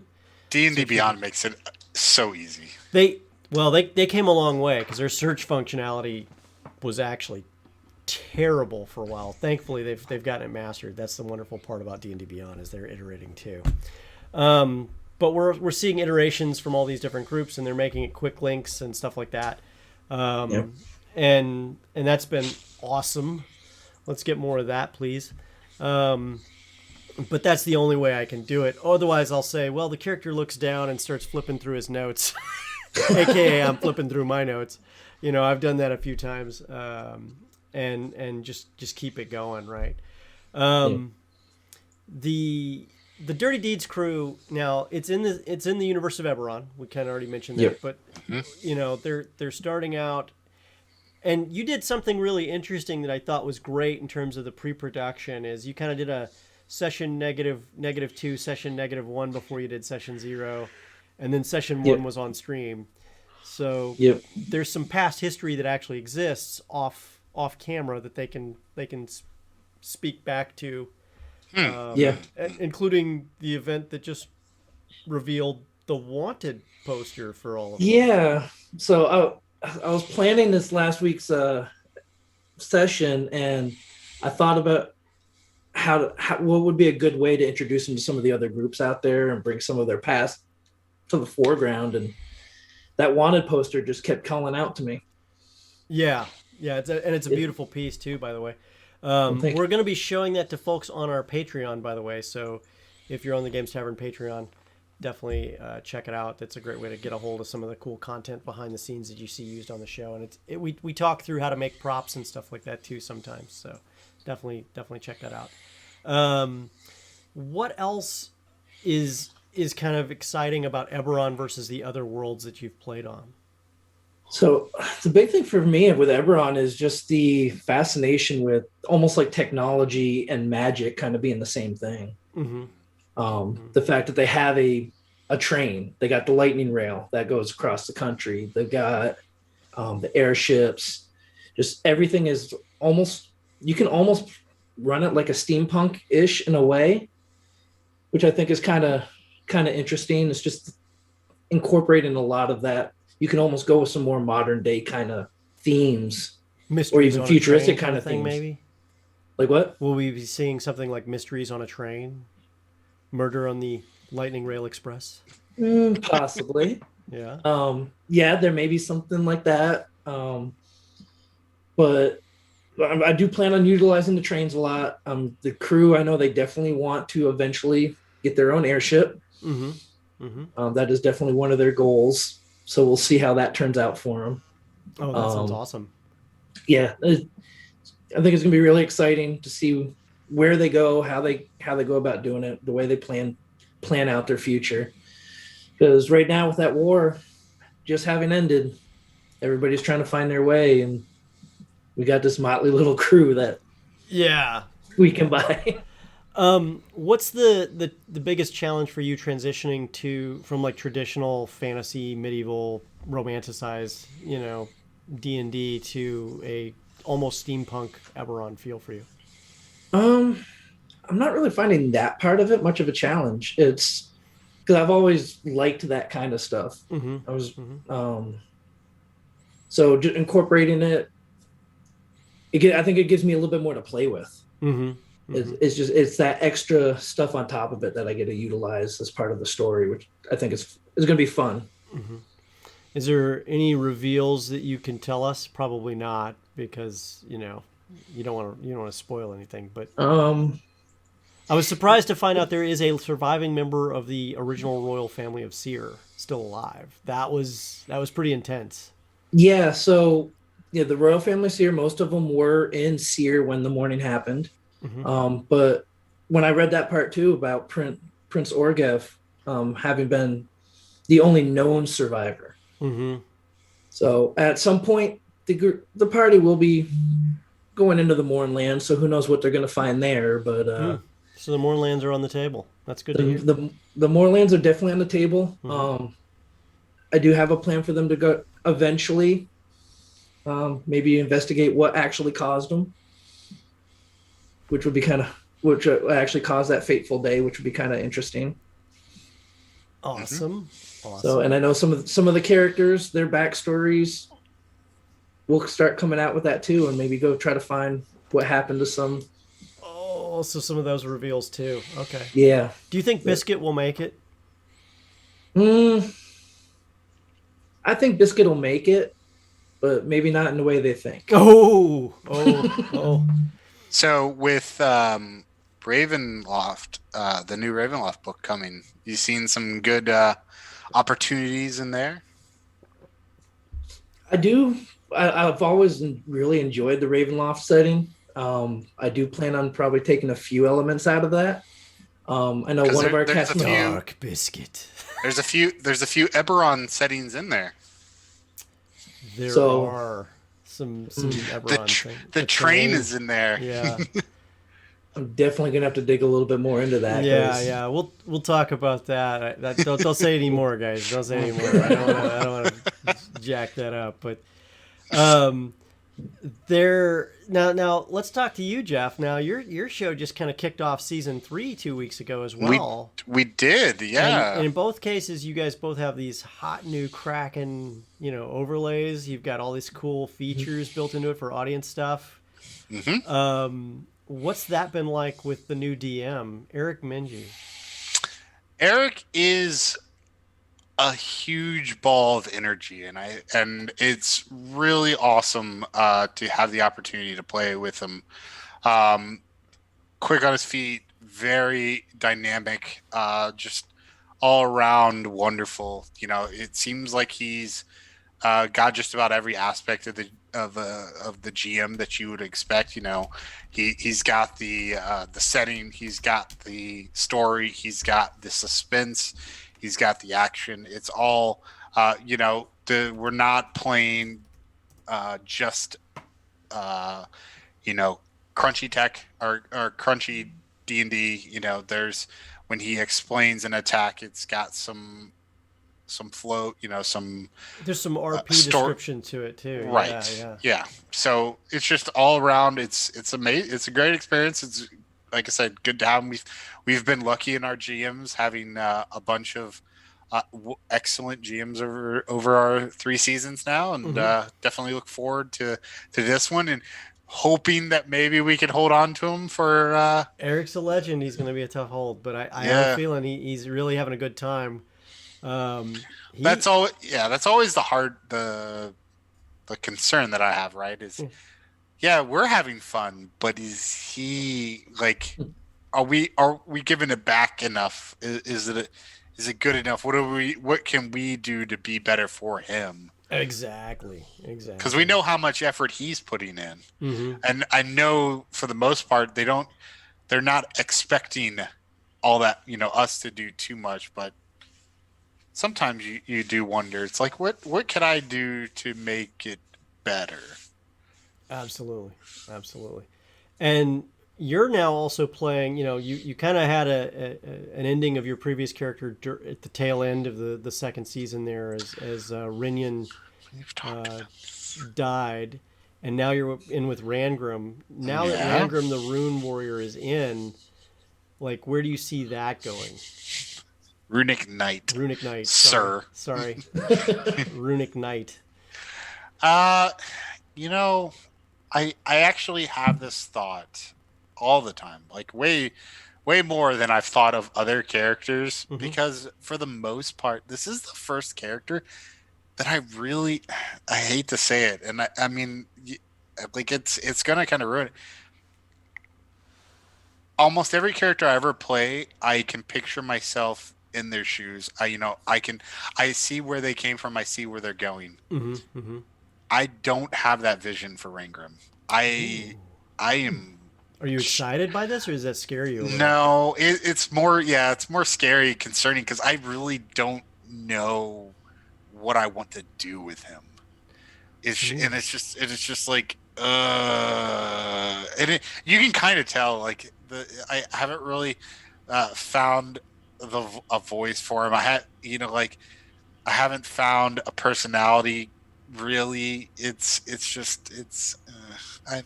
I've not felt it right. Like I've been really. I don't know. You kind of said a few things as like, well, I didn't bring this airship not to go adventuring. I mean, like you were kind of bringing that out a little bit. Yeah, and that's kind of where it's going to have to go, right? Because I can't just like, no, I'm going to play a different character now, because that wouldn't be fun. Yeah, well, I mean, but what are you referring? But no, like he's got it. He's got his place. It's that last little bit, like, right. So I've got him halfway through the sprint. The lap. I just need to find that last push, that last bit to really make it click.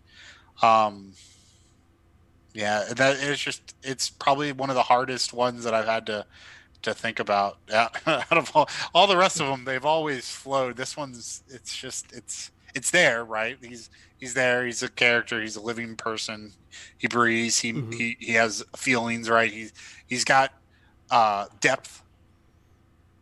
It's just for me, being a bit more of a perfectionist, it's just not quite where I want it. I feel you. I do. With the new DM, has it been a tough adjustment going from Grant to Eric? No, because they're both amazing. Yeah. When the DM's as good as they are, there's so much weight lifted off the shoulder of having to really worry or have to think. It's just, okay, let's get, like, I can be in character. I don't really need to worry about all this other stuff. It's just see what's coming before me as the character would move from there. It's been wonderful. Like I said, like I really can't complain. Are you excited, that the Forgotten Realms have been so expansive for you, or how do you see that? That's the one thing so far that I'm a little. I wouldn't say it. I understand, but it's still we've been in we're still in the Elser Vale. Like north of Am, south of. No, we're in Am. Okay, so it's in the northern part of Amn in those mountains there, right? Correct. Okay, yeah. And you're ready to explore the world a little more. Yeah, I mean that's kind that wanderlust, if you will, for Rangrim is definitely. He's like, okay, nope. I've got an airship. We can travel. We can go to other places. So yes, I have one complaint. Yeah. That's it. That's my only complaint. I have no more complaints. Okay. No more. So do not ask me any more complaints. There are none. Yeah, and it's kind of been challenging because we'd already talked about Whiskey, Magic, and Destruction was supposed to come back on April 29th, and that didn't happen. You were. You know, What happened? there's some pre-production issues that are going on, scheduling cast members, stuff like that. It's normal. It's like herding cats when you're putting shows together and stuff like that too. But it's kind of been a couple challenges that just they're kind of like deal breakers when it comes to putting stuff together in some cases. Like we're either going to do it right or we're not going to put it on the air, right? So All right. Yeah. you know, that's kind of how we've always been. And you know, you can see how well Dirty Deeds did because we did it right. You can see how well Right. the Velkin Weave is now performing because we're putting that effort in. Yeah. We're putting the same effort into that. And then we also have 2 other shows in pre-production right now that aren't on right now, and we're not talking too much about them, but we're also doing those right too, and we're going to make sure those go really well. So, We were joking about we weren't joking when we said there's gaming every night on this channel. yeah, and Yep. and that's not even including the stuff that happens on the Discord with everybody who's, you know, on our Discord, right? So like, you know, there's a Friday night game, there's a Monday night game that are on the Discord for sure, and I know there's other ones that are being planned right now with various different people in the community, and then there's like movie nights on Fridays and Among Yep. Us murder read nights on Saturday nights sometimes, because basically anytime I play Among Us, they all find ways to stab me first. It's all You're just so stabbable. I no, kind of am. no. It's not about him being stabbable. It's about what he's capable of. They all know what he's capable of. Yeah. I would do it too.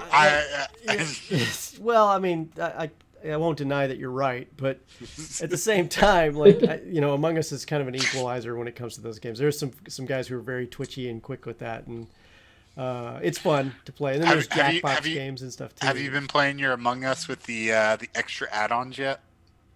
like Jester and Sheriff and stuff.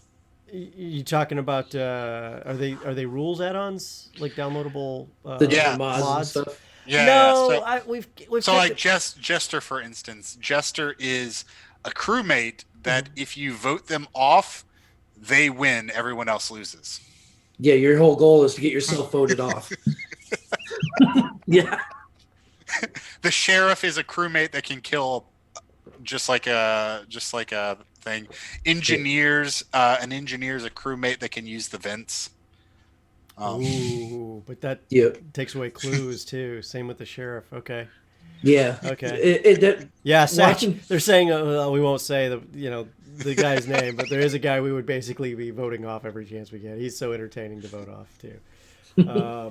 The thing is, it's so funny is like, you know, when I'm playing Among Us, for example, on these games, and I'm like, and this is how this is sort of being done, and I'll put it all, I'll lay it all out. Like that's why this person is there, and they're like, yeah, but we're gonna vote you off because you know you can never be too sure. I get voted off anyway, right? So there has been statistic majors that have looked at Among Us, and if you have 2 people that are saying, you know, like one's arguing for the other, statistically, it's better to just vote both of them off. Like because they're both the vote one off. the Well, imposter. it's because crewmate has a numerical advantage over the thing. So one of them is statistically likely to be an imposter. So by removing one of 5 crewmates and one of 2 imposters, you can see the math there. Yeah, but that's where the soft skills come in. Yeah. Yeah. Sure. High chance of death, low chance of success. Sign me up. You know, I mean that's the rules and games that we've played in most of our lives in real life too. So, hey, and oh yeah, everybody on this on tonight is a vet too. So Yeah, congratulations, guys. So, Well, thank you for your all- service. Yeah, thank you. Thank for you. Yeah. So what do you guys think is coming up next that you'd like to see in terms of, you know, how you'd like to see the audience participating in some of these shows?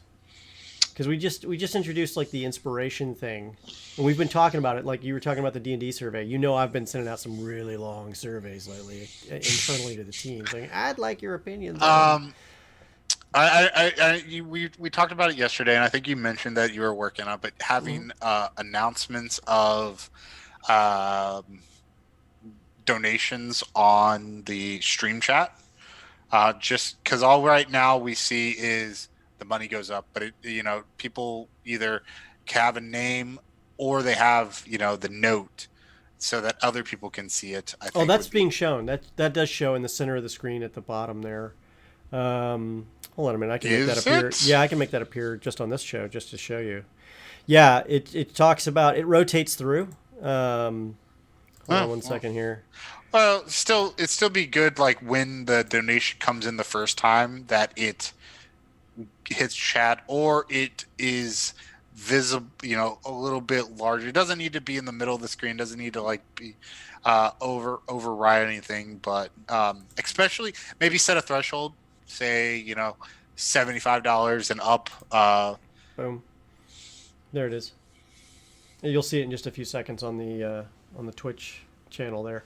But yeah, so it shows that it shows the next milestone. It talks about the person who just donated, and then so on and so on. Also, the milestones. What? What's your complaint? They're all the same. No, they're not. They are. What do you want? It's money and it's meals for kids. Like, what do you want to say? You just made $5,000 for blah blah blah. Or what makes it a milestone? A milestone is the amount of food that we create for kids. So you just did $100, so you just made 1,000 meals for kids, for example. And so we talk about those different milestones. And there's the top donator right now, Woot Theismann. Yep. Yeah, so you'll see those things rotate. But you're not seeing his note. Yeah, in order to see the note, you have to go to the actual, Yeah, that's what I'm saying. Which, it's like show the note or something. Yeah, so that's based on limits of the system that's being put out. That's not something I can really do. That's the limits of what they actually produce for us. So, Tiltify, if you could produce that note for us and let people see it, that'd be great. But I don't think that it does that. As a matter of fact, I checked because I wanted every option possible for people to see. So if people donated, they could send a message to somebody or whatever, right? And make it happen. So. Well, I mean, we're gonna need a system to use after this charity event is done, right? We are looking at that. Yeah. Don't worry. Yeah. Don't worry. We're looking at lots of stuff. So that's part of what we do here, man. Again, yeah. I don't worry. I know you got this. I've got the admin team as well as our special Skunkworks team, because we have a special team called Skunkworks that you're not allowed to use. You're not allowed to use that. Oh name. yeah, we do. Yeah, we do. Because they're doing all sorts of cool stuff. We're coding stuff. We're doing all sorts of stuff. And even you guys don't know who's on the Skunkworks team, because that's how special it is. Because it stinks. It smells. It's terrible. It's Skunkworks. With my schedule, I don't think I would want to. No, you don't. You don't have the time for it. Yeah. I was like, I barely have the time. You're streaming. As it is. You're streaming on one show. You're on this one, and you're helping with the back end on another. And I'm doing this show is like what I do tonight. Yeah, you do all the back end on that too, man. Like you're doing all the research to get all that stuff out. That's no small feat, man. Like you're huge on that. Like you are a busy dude. And in addition to my other games that I play. And that's right. So, you got any L5R coming up? For those of you who don't know, Jeff is an L5R fanatic. Legend of Five Rings role-playing game. We play 4th edition still, the old AEG version, not the 5th edition Fantasy Flight. But we are going to be going there eventually. Well, it's not Fantasy Flight anymore. Edge Entertainment is the new owner of that IP. Oh. It's still an Asmodee company. Just Asmodee made Fantasy Flight give up all of their role-playing games, all of their miniature games, or not miniature, miniature games. Mm-hmm. It's really funny. So what is Fantasy Flight actually doing now? Basically, it's not a lot. And it's really funny because you're like looking at it, you're like, Star Wars IP was huge. Yeah. Yeah, and that's no longer theirs. So. They still technically are doing the Star Wars stuff until Atomic Games stands up fully, but yeah, even the Star Wars stuff is supposed to go to Atomic Games. Which is located where? I don't know. Europe? Isn't it in No, Europe? no, Is no, it no. Canada? Atomic Games is in the U.S. They bought Atomic Games. Bought? I think it's a stand-up. Asmodee stood up a new company. Okay. 'Cause Yeah. why would they do that when they already have a company that does that? Sorry, Atomic Mass Games is the new company. There's an announcement back in November of 2020 that they were getting all the Star Wars stuff was coming over to them. What Fantasy Flight has left, it's not a lot, and it's really weird, and it's Board kind games? of Keyforge. I thought they're moving their card games to somewhere else too.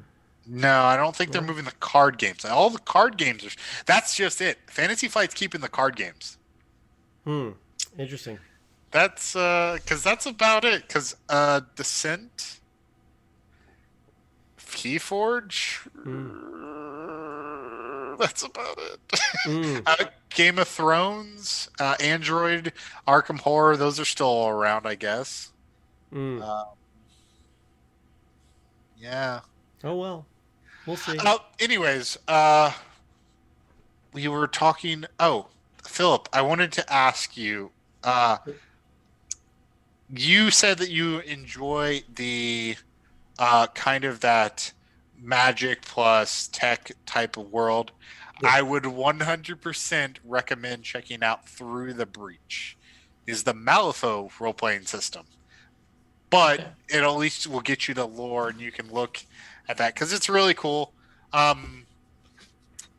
Just like Malifaux. So I know you didn't play Malifaux, but Malifaux, that whole series doesn't use dice. They use cards. Okay.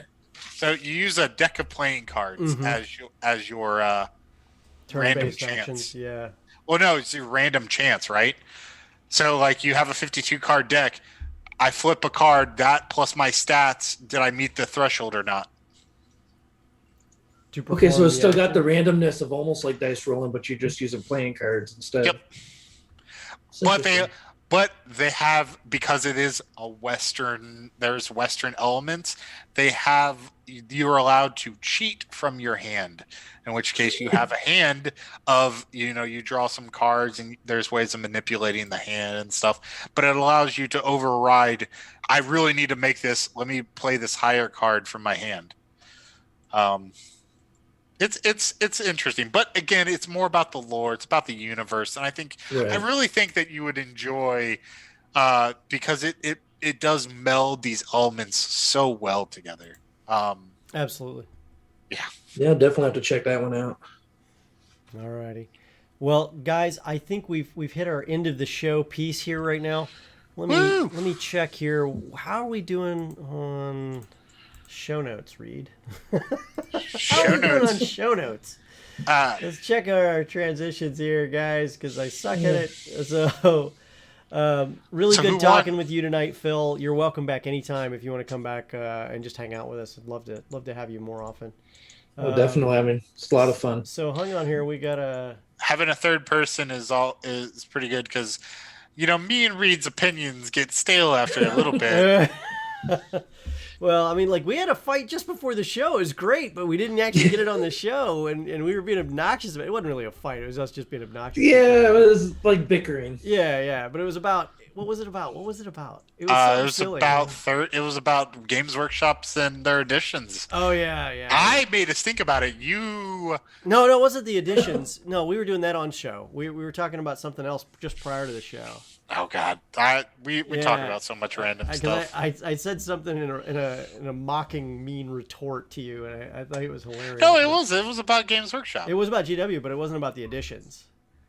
It was about something else. I don't know what else I could disparage GW that I didn't say during the show. Yeah. I kind of hit them on all the big ones, like their practices, their edition problems. I guess I didn't talk about their pricing, but good miniatures cost money, sir. Yeah. Like I can hold up some miniatures that cost approximately $4.95 for 2 of them, and I can show you a $10 GW miniature, and you will see the difference hugely. Like some of these. What $10 miniatures are you buying at GW anymore? basically you can pick up any like if you buy a $50 Terminator squad, it's $10 a miniature, right? So I guess, I mean, yeah. like you can pick up stuff for $15, right? And there is a huge difference in terms of the quality level of that miniature. Oh, Detail, I totally won't accessibility, disagree. posability, uniqueness, your ability to make it custom. And we then- talked about all the little detail Yeah. before. Like, I understand. And if you really want to see that difference, you can watch us on Sundays on That Minis Paint Show at Ooh, 5 look at that p.m. transition. Eastern, 2 p.m. Pacific. Thanks for just feeding that in there. It wasn't even in the notes, man. That's awesome. So, guys, thank you so much for helping us feed hungry kids tonight. Your support during the show. We've raised $775 so far, so 7,750 meals for hungry kids. That's amazing. We really can't thank you enough for that. But it gets better. Shard Tabletop has agreed to generously match all donations up to the first $1,000. So you really just help create double that. Yep. That's over 15,000 meals for hungry kids. Thank you so much to Shard Tabletop for doing that, and thank you to everyone who donated tonight so far. So please watch us the rest of this week, and especially this weekend with all the cool stuff that's coming. Don't forget to do that. And then let's see here. Don't forget to subscribe. Yep. Yeah, Don't yeah. you Tell us got to about that. remember? You got to remember to catch us on YouTube for all the shows that you're not able to catch, and even the ones that you want to go back, check, hear again, listen, leave a comment, like, subscribe, hit that notification bell if you want to get those notifications. It's part of the algorithm. It tells YouTube, hey, I want to see this content, because otherwise it's a hit or miss on if YouTube is actually going to feed it to you. So it is a big part of it. We thank everyone for coming there, just as much as we thank you for coming here. Alrighty, guys. And so we'll see everybody next week on the Games Tavern Happy Hour, Wednesdays at 7 p.m. Eastern, 4 p.m. Pacific. Thank you. And we'll see you guys this weekend with a lineup of not only stuff from the Games Tavern and all sorts of great, D&D celebrities, streaming celebrities who've been all around, but also you're going to see a whole bunch of 6 other streaming groups come together and stream. So talk to you guys soon. The beviest of content. The beviest. The beviest. It's content-rific. All right, guys. See you next week. Good night. Good night. Yeah, have a good night.